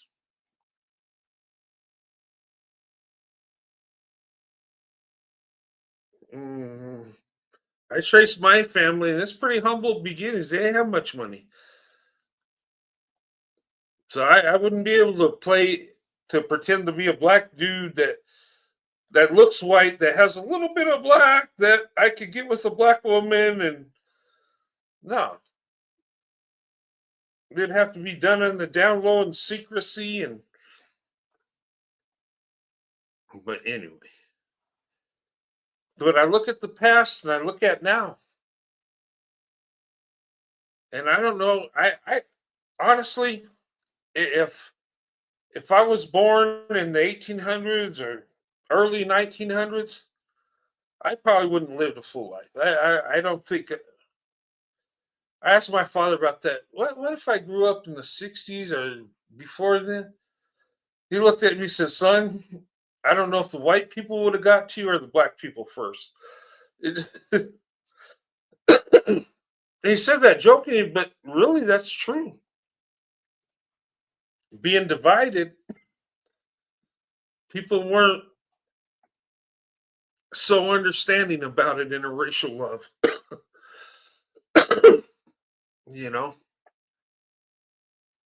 But I live in today's world where I have the freedom and that I could date and marry whoever. And I did that. And I found an awesome wife and I'm blessed. But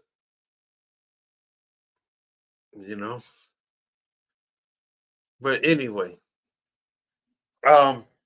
tomorrow I will have a prayer meeting at it's posted. It's 2:00 my time, but look on the schedule because it'll adjust to your time wherever you're at. Let's see here.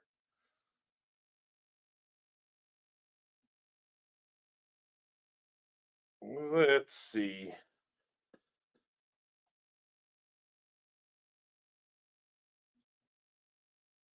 Okay. All right.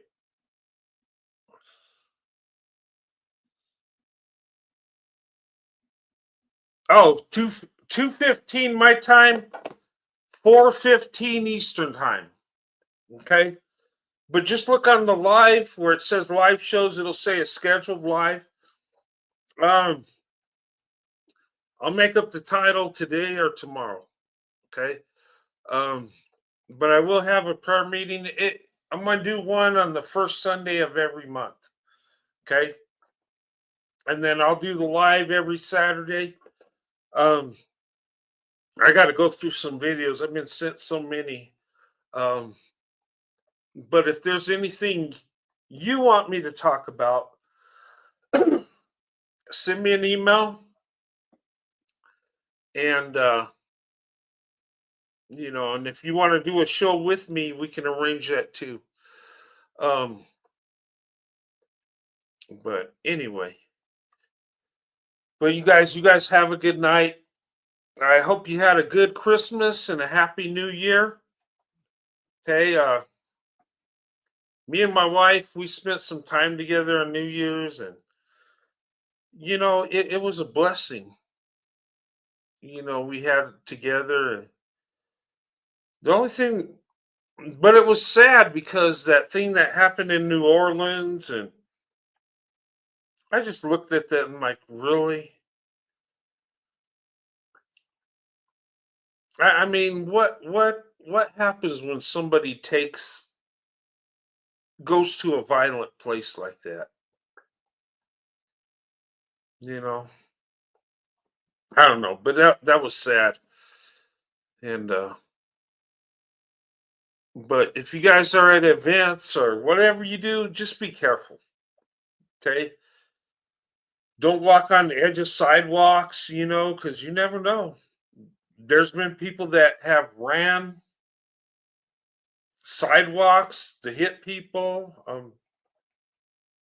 There's crazy people out there. And most people wouldn't go that far, but there are those ones that will. So anyway, but guys, have a good night. I'll see you guys tomorrow if you want to join in the prayer meeting. Okay. If not, I'll see you on the next live next Saturday. Okay. And I will be doing, yeah, I might do a video here and there. Just depends on how I feel. But anyway, I'll see you guys later. Have a good night. God bless.